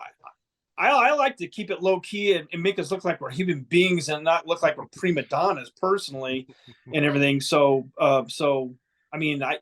nothing really special on my behalf. And usually when you think of writer situation, you think of the Van Halen thing with take the brown M&Ms out of the M&M bowl. You know what I mean? So, I know Mark definitely likes, be able to have the pizza situation under control. If, if there's a venue nearby that can supply pizza or something. So, and that means a lot to Mark. So A long time ago, when Jag Panzer was doing a headline tour, I had, for a joke, I'd put on the rider that I wanted two girls about, between 5 feet and 5 feet 10, and they had to be a certain age and they had to be a certain, body type and stuff, and just to escort me all night throughout the gig. And I thought it'd just be a joke, and then I said, I want like a pound of cocaine, on the backstage table and stuff, just to be goofing around, So we're at the last show on the tour. We're at the last show, and I think it was in Holland or Switzerland or something like that. And we're on our way to the show, and they pick me up to go to sound check. So I get in this car, and what's in the back seat of the car? There's a girl on the left of me and a girl on the right. And they're kind of like, they're fitting the bill of the writer, So this is really happening, So Here comes that pound of coke. I don't do anything, because it's like, I don't do anything. I just want to make sure. So when we get to the club, all these girls, they leave me. So I'm thinking, well, something's wrong with this picture. They were actually the waitresses for the club that was coming to the club. The club was opening to let us in for sound check, and they had to set the club up. So I'm like, oh my God, I'm so glad I didn't say anything. Oh, that's hysterical. Oh man. Oh, that could have got all that could have gotten weird really So many quick. different ways. Oh man. Awkward. Oh, that's fantastic. Well, during your years of playing, you've bound to have met some of your musical heroes. So we'd like to find out, like, who are the people who are your musical heroes? Who have you met? And what was that meeting like? And then has that influenced how you respond or react to when fans come up to you and want to meet you? I've met Ronnie James Dio. I remember when Mark and I, back in 1980, when the first Black Sabbath Dio album came out, Mark and I, and actually Harry and Rick Hillary, we all went to that show at City Auditorium in Colorado Springs at the time. But when Central Media was doing that tribute to Ronnie James Dio, we did Children of the Sea. And, I live in Denver, and Ronnie had came through town with his solo band Dio, and they were playing at this small venue down on Colfax here in Denver. And I'm trying to remember. I think I was flying out later that evening, because I think we were flying over to Europe, or I was flying out the next morning early because we were playing in Europe. But anyways, I drove down to the club because I had copies of the tribute CD for Harry, Rickard, and Mark, and myself to have Ronnie sign. And I wasn't even sure if I was even going to be able to meet him, but I was like hanging out in the alley there, and this van pulls up, and Ronnie gets out of the van, and he sees me standing in the alley, and I'm thinking to myself, there's no way in hell he's going to come over and talk to me or say anything, because he's probably got to get into the club. But I was blown away. He got out of the van, he saw me, and he walked over and talked to me. I told him who I was and that we were on the tribute CD and everything. And I asked him, I go, can you individually sign these to each of my members in my band so I can mail it to them? Or when I saw them, because we were playing in Europe, I can give him a copy. And he was so humble and everything. And, I thought that was the coolest thing. So I think the one thing, how you treat your fans, I mean, it's definitely a humbling thing that, we've had so many, thousands and thousands of fans support our band, and you just can't treat them with disrespect and everything. So, like Mark said in interviews before, we'll sign every single autograph that we possibly can. And just because we appreciate, the fans loving our band and supporting us, and that's what it's all about. So It seems like Ronnie James Dio is just universally. I've never heard anyone say anything bad about the guy. Everyone that's ever met him, it just talks about what a humble, kind human being that guy was, man.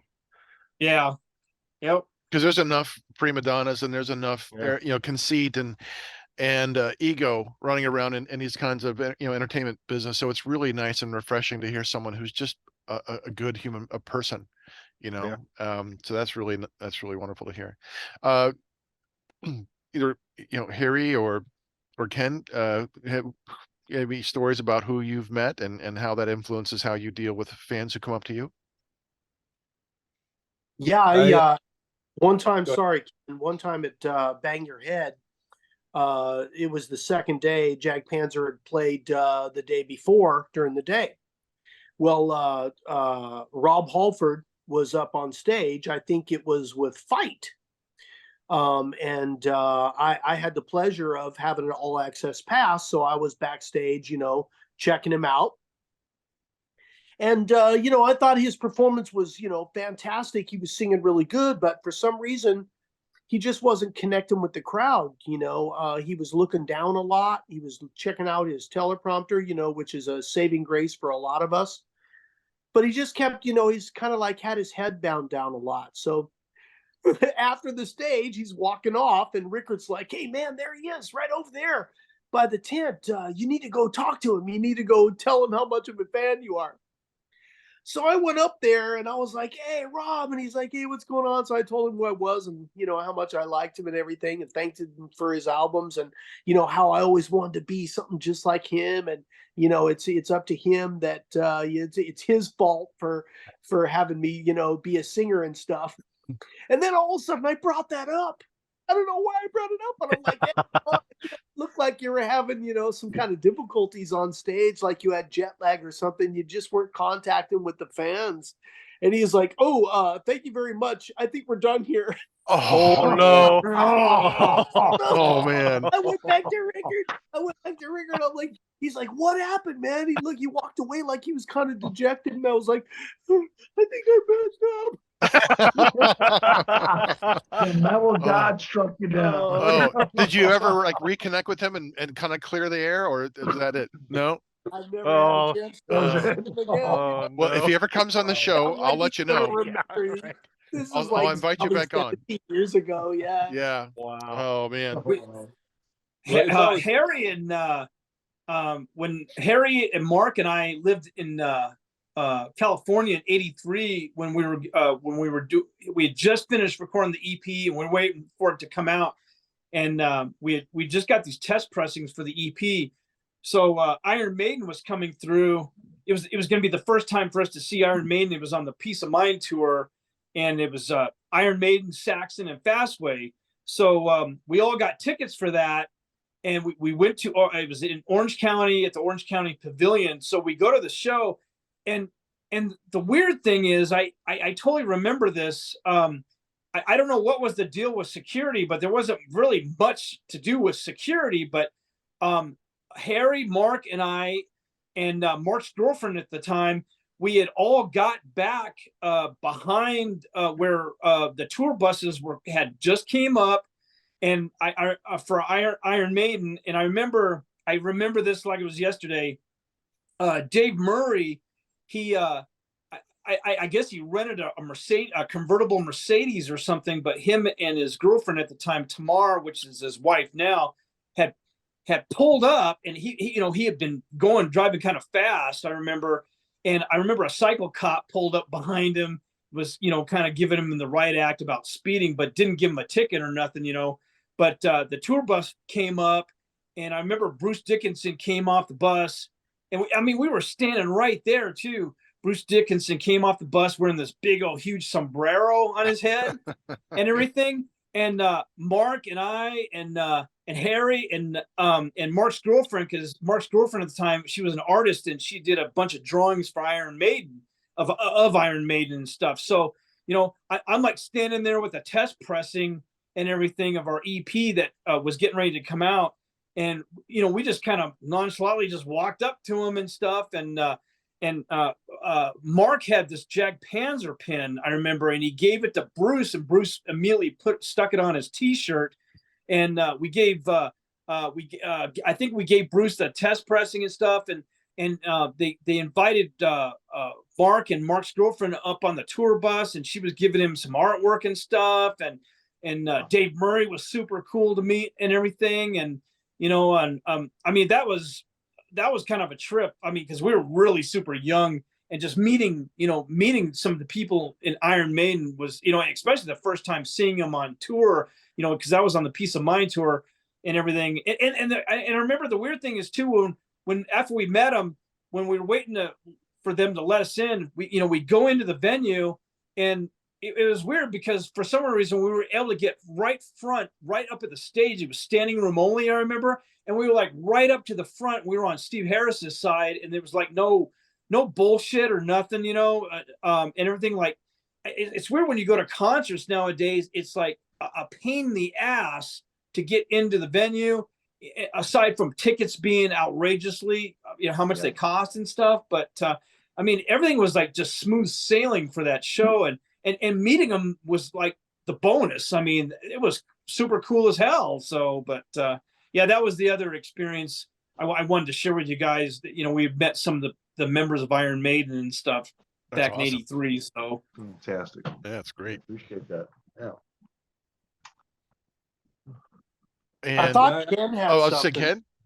I was just gonna say I met some people, and it's some people are there for like meet and greets and only have a minute or so, and it's all obvious that when you're talking to that person, whether they're invested with you, and there's always been I met like Rudy Sarzo is someone that's just always just very grateful. Always you get the impression that he's always grateful to be anywhere that he is, and so when when you talk to a fan after the show, they're often surprised when I ask them what their name is and what they do, and just it's better to be super nice, and there's no reason to be anything else. Yeah, and it's always, that as a fan, that impression you get in those few moments, that if you're lucky enough to get a few moments with an artist you really love, is whatever happens in those few moments is gonna that'll leave that impression forever, and it might sour you on someone you really loved prior to that. It can definitely go south. We've had those discussions, yes, because I was a huge Kiss fan, and after my last interaction with Gene Simmons, like, he can go fuck himself. It's like you'll have to go back and listen to some prior episodes. I got a really classic, good Gene Simmons story, revenge story. Slap your belly at him again. Yeah. But no, it's it. Yeah, because, it's totally, because as fans, it does stick with you. And I've met they Maiden made a couple that times. guy They're great. change his shirt. They made that guy change his shirt in that interview or something. I saw that video, the Kiss interview. Oh, no, I hadn't seen that. Some guy was just very grateful to be back there and interviewing him. And they said, "Would you come to my house and wear that?" They made him change. He had an Iron Maiden shirt on. They made him Remember that? Yeah. Oh, really? Yeah. That's Dickie. That's why. That's shame. that's silliness. Like, you're not allowed to like anybody else. Right. I mean, again, I was a Kiss guy when first thing after Beatles and Elvis for my dad and Beach Boys and stuff. But yeah, I mean, just like what you said, it became too much of a circus, I guess.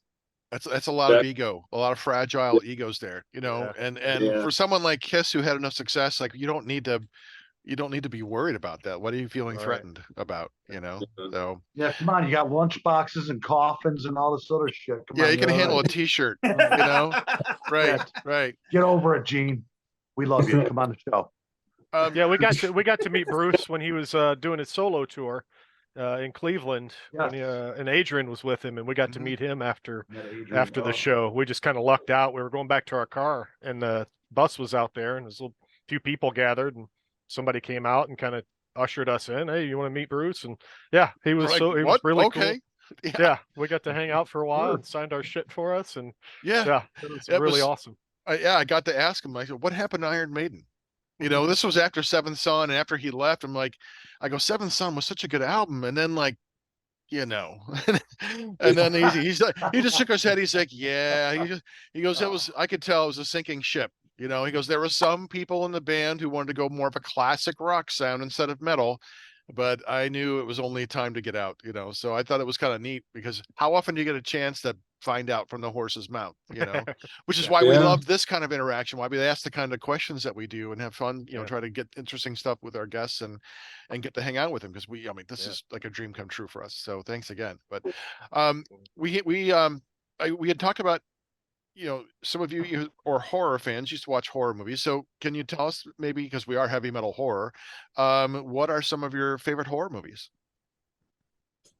I like I think it's with Chloe Moretz, Let the Right One In. Oh yeah, the remake of the Yeah. Swedish one. Yeah, Yeah. it was a foreign film first, and then they remade it. But yeah, that's one of my favorite horror movies. Oh yeah. I like that. Mm-hmm. Scariest horror movie I ever saw was a black and white movie about a witch Black that Sunday? was put into an Iron Maiden. Yes, Black Sunday. Yeah, Mario- it was Mario called Bava. Black Sunday. Yeah. That's Yes. what spawned that Black Sunday song for me. Was the title of that movie was so shocking in that whole movie that I'm like, oh, okay. And then I just kind of lyrically put a twist on it. But yeah, that Black Sunday movie was, oh man, Oh, and great movie. probably because it was black and white, it was just so shocking in black and white. You know? Yeah, Yeah. Bava is a beautiful director, and she's a wonderful person to meet. So she was really kind. I saw her in New Jersey, and she was just really lovely. But yeah, that's a great movie. Yeah, and John's got a lot John? of. He's a horror movie. you're a Oh, horror yeah. movie guy. Yeah, man, I love John Carpenter's The Thing.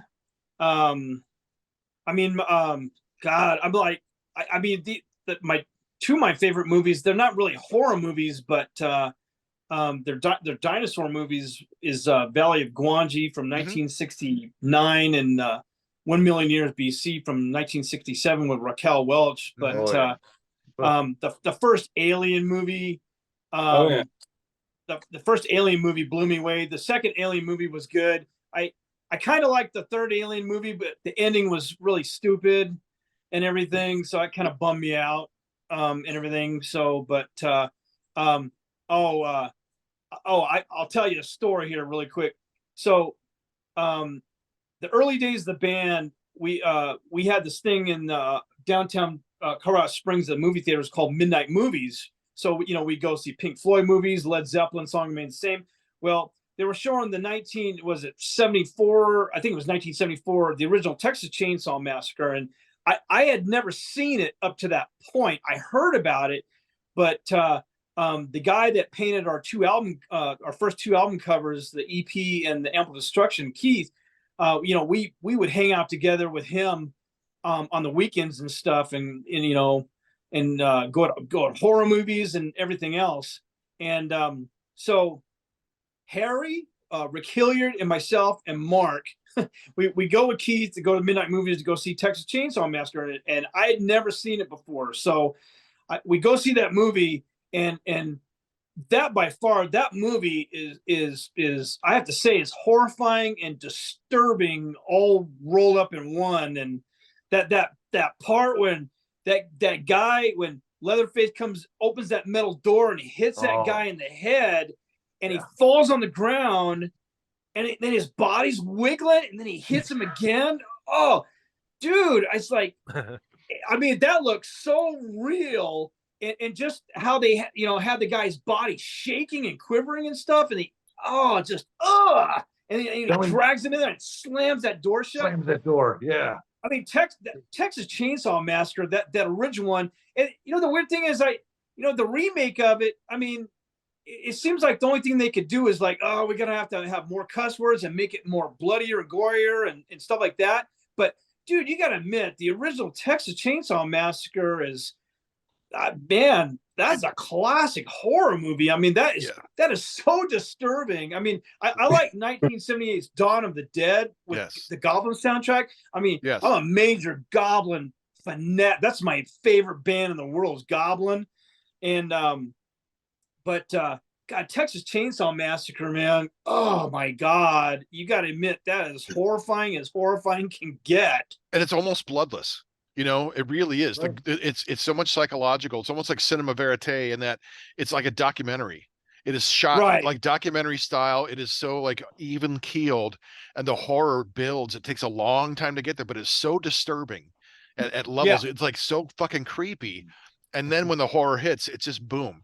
And we're all fans of TCM too. Well, Dreadbull's not a horror fan, but Chop and I are definitely. Well, Chop Top gets his name from Texas Chainsaw Massacre 2, which we love as well, because you get that humor and the horror, which is really hard to blend. But yeah, that's a phenomenal film.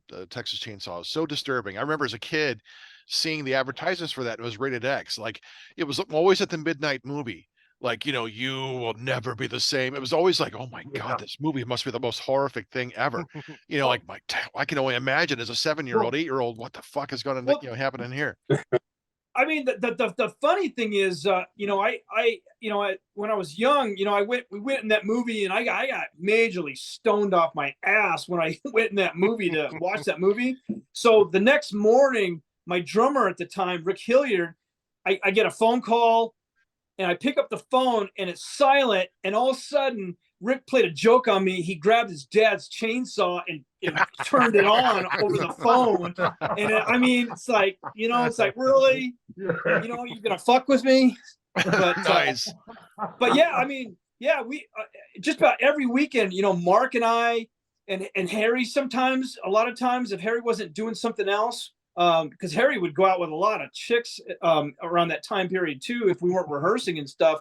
But Mark and I, we'd go hang out with Keith, the guy that painted those album covers, and man, we'd either remember those days when they had those big old huge VCRs that were big, huge metal gray VCRs that you the top go loader to a video store and you use your mom and dad's credit card to use for a deposit thing or whatever, and we would we get a VCR and rent a bunch of horror movies and would just sit up all night and watch horror movies with Keith and stuff. And it was like a religious thing for us, because Keith, it was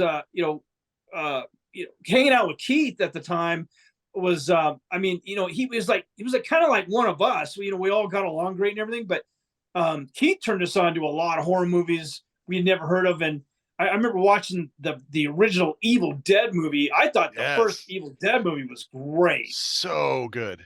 And then when Sam Raimi got the funding for that from just shooting that one scene where the camera's moving along the ground, like the point of the view of the demon coming up, and that was all he had, that 30 seconds of footage. And based on that 30 seconds, he got enough funding to get the whole movie done. I mean, that was such a creepy and so gory. That movie is so gory, over the top gore. Yeah. I mean, yeah, the whole mood of it, the way it looked and everything, the mood was like perfect. The intensity just builds up in you while you're watching the movie and stuff. So it feels like Texas Chainsaw Massacre in the way it looks. It's the low budget, a lot of money went into the gore, but it is creepy, and it got comical as the series goes on. But that first one is still a disturbing movie in that way. Just amount of gore. A lot of oatmeal in that movie, huh? Yes. Oatmeal, chocolate syrup. Yeah, their chocolate syrup budget was astronomical. Yeah. Actually. Yeah, I wish a lot of people do, remakes and and everything else, but I've always thought I wish somebody would do I'm not really into remakes unless it's gonna really kick serious ass or something, but I wish somebody would do a remake of that Burt Reynolds movie Deliverance. I mean, like a really good. You sure got a pretty mouth. Deliverance. I thought it was really good, but man, it'd be great if somebody could redo that, but just keep it. I mean, do it really good, but not have to, overdo it to make it. You know what I mean? Right. You want the Ned Beatty scene to be just as creepy as it is. There's the next Jag Panzer album, right? Or Jack Spencer album, right there. Jack Spencer Deliverance. We heard the Jack Spencer story, Mark. You can call it Jack Spencer Squeal. That's right. That's right. That's right. I got the soundtrack now. You sure got a pretty mouth, Reverend. Banjo encounter. Right now, going right through our head. Squeal. That's right. Pretty mouth. Yeah, that'd be awesome. Sure, this is something Mark's going to want to talk. Yeah, are you a praying man? Yeah, that's right. That's right. He's getting ideas right now, jotting them down. He's already got the rhythm track starting to go. That's right. That's right. Well, last question about the horror. What was your favorite Halloween candy? Candy corn. Nice. Reese's Cups. You can only Yeah. get that, Better. in Halloween times, candy corn. I mean, for me, it was those, back in the days when everybody was cool and they didn't like put, razor blades and stuff and, and drugs and all that kind of stuff in the candy to mess you up. But I like those popcorn balls that people used to make because they were Oh, so yeah. good. I thought those were killer. Yeah, homemade stuff. The real homemade stuff. Yeah, Yep. nice. Nice. Mark, what's your favorite candy? Halloween. Uh-oh, we can't hear you. Oh, your audio, not I hearing think you. Mark's on an airplane. He's in looks like he's at the airport. Looks like he's At at the airport, yeah. Yeah, I think he's muted. could be. Yeah, I think Ricker was taking him to the airport, if I remember correctly. Yeah, Looks like he's there. I think he's at the airport. Right. Yeah. Checking. He's probably doing the audio. His camera's probably still on at Rickard's place. Okay. Yeah. We can see him, but we Yeah. can't hear him. Oh. Oh, He'll come back in. Yeah. All right, guys. You got time to play a game? Can you hear me? Sure. Oh, there we go. Yeah. there he is. All right, Good, Mark. Hey, Favorite Baby Halloween Ruth candy? for me. Baby Ruth. Baby All right. Ruth. There we go. Nice. Now this is a game that Mark has already played. We've kind of truncated it because we have more of you, but this is a game we like to call Blast Beats. And this is a very short answer. I'm going to ask you a question. It's usually a multiple choice, and then you give an answer as soon as possible. We're just going to go right down the line, and each of Top of you your head. can give the answer. Okay, the first one is hot dog or hamburger? Hamburger. Hot dog. Hamburger. All right. Favorite streaming service? YouTube. Spotify. All right. Your favorite holiday? Halloween. Halloween. There we go. Favorite ice cream flavor? Rocky Road. Neapolitan. Chocolate. Dog or cat? Dog. Cat. Yes. Yes. Okay, oh, yes. Marvel or DC? DC. Marvel. Batman. Diddle-diddle-diddle-diddle-diddle-diddle. Spider-Man. Batman's a good one. Excellent. Yeah. Star Trek or Star Wars? Track. Star Trek. Track. Dracula or Frankenstein? Dracula. Okay. Your favorite movie monster? Movie monster. Oh. Yeah, there's so many. The Alien. Alien.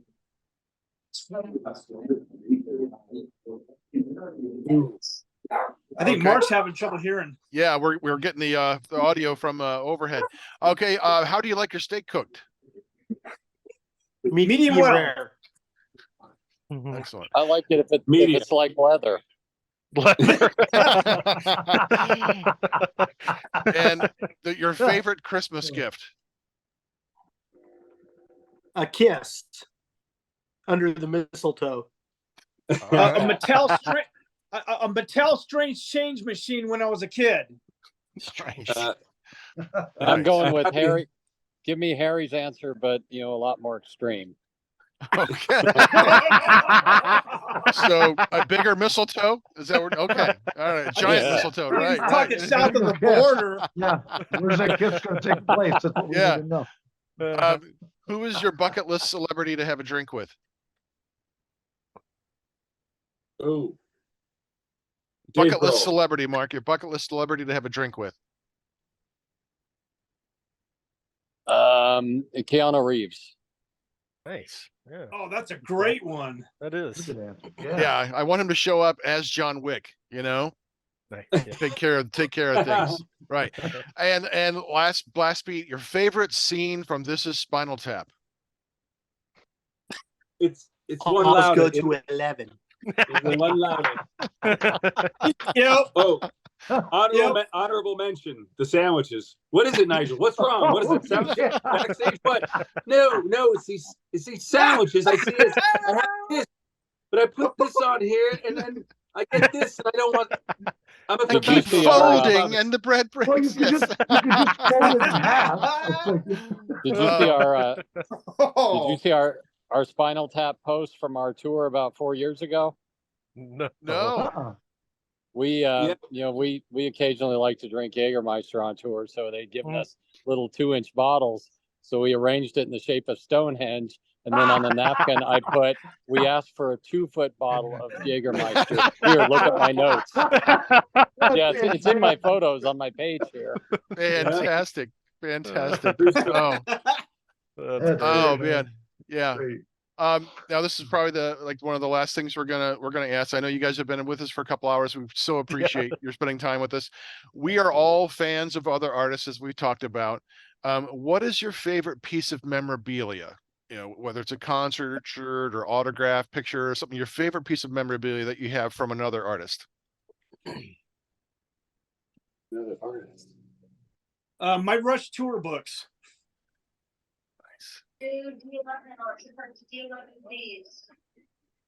For me, it's my Wolf Hoffman's first solo album. I knew it was out and was going to buy it, and then all of a sudden I get a package in the mail from Wolf Hoffman, and I don't know if he knew I wanted it, but he sent it and autographed it. Wow. That's really cool, man. That's cool. Yep. Yeah.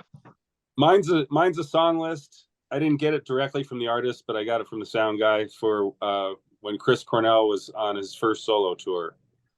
Oh, very cool. Oh, that's cool. Right. Yeah. And, well, honorable mention, I was out there in the crowd and I was really close to the stage, and I was like straining to get my hand up there real close and stuff. And he actually had grabbed my hand for a minute while he was singing. One of the other people around me did too, but I was like, so I actually got to shake his hand once. That was awesome. Oh, Dude, cool.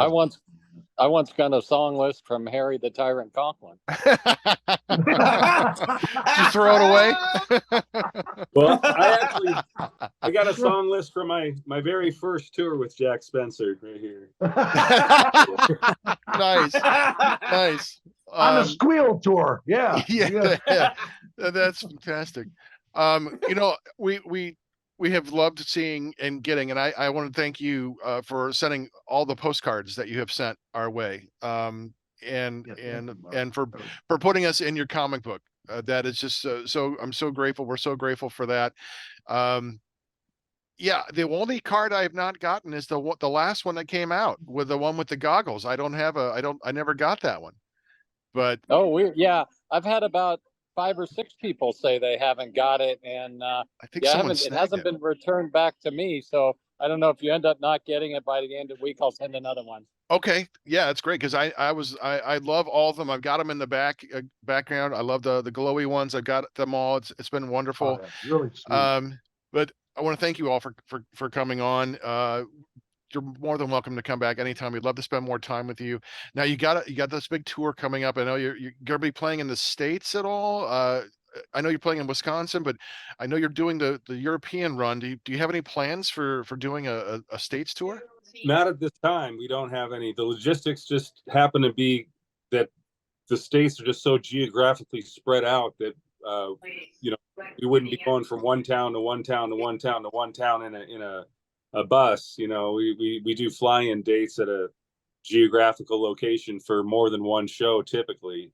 So we don't have anything on the books right now.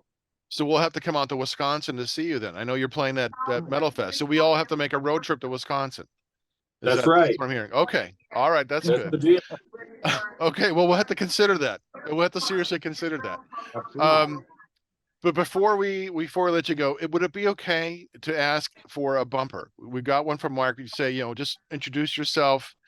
This is, you could do it individually together. Just, so-and-so from Jag Panzer, you are watching and listening to heavy metal horror. Would that be okay? Would you be willing to do that for us? Yeah. Yeah. All right. Excellent. Ken? Yeah, go ahead, Ken. Yeah. Hey, this is Ken Rodarty from Jag Panzer, and you're listening to Heavy Metal Horror. Excellent. Hey, this is John Tetley from Jag Panzer. You are listening to Heavy Metal Horror. Harry's singing all over your Gotta get the baseline, tyrant man. in here. Let's get the All tyrant. right. All right, John. Let's do yours. Hey, this is John Tetley from Jag Panzer, and you are listening to Heavy Metal Horror. There we go. That was clean. Yeah. All right, Harry. It's Iron Cosm from Jag Panzer, and heavy metal horror is the way to go.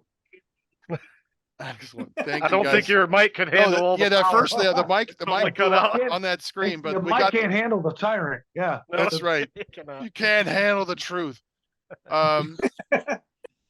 Guys, thank you so much. This has just been an awesome experience for us. We appreciate Mark, your support for us, and hearing back from you, Harry, when you messaged me and thanked me for the review. It's just been so awesome to get to know you all. We'd love to have you come back anytime. You're welcome to come back anytime after the tour. If you just want to come on individually, give us updates of what's going on, but you are welcome to Heavy Metal Horror anytime. Hey, Thank you. thank you for all your support. Thank you guys. Thank you for creating pleasure. a So- masterpiece of an album too. Yeah. Appreciate it. Thank you. And this Absolutely. has just been a blast for us. And so we just had Perfect a good 100th time. episode. Yeah, a great 100. Yeah, this excellent, is great. excellent. Yeah. So we're going to do our outro, and then we're going to invite you to all bring up the horns with us. So, hey, you can find Heavy Metal Horror on unsaneradio.com. Listen to full episodes or download to your device. You can find us on Facebook, Heavy Metal Horror Podcast. On Instagram, look for Montag Lewis, one word. Our YouTube page, Heavy Metal Horror Podcast. If you're watching, that's where you're at. Don't forget to hit the like and subscribe buttons. And if you know someone who would like our show, tell them about us. This has been Montag, Master of Illusion. Chop top. Dreadbull. And you are watching and listening to, all right, guys, bring up the horns. Bring it up, boys. Heavy, Hey. metal, horror. This is Doug Helvering, and you have been listening to Heavy Metal Horror, the best podcast that you've never heard before.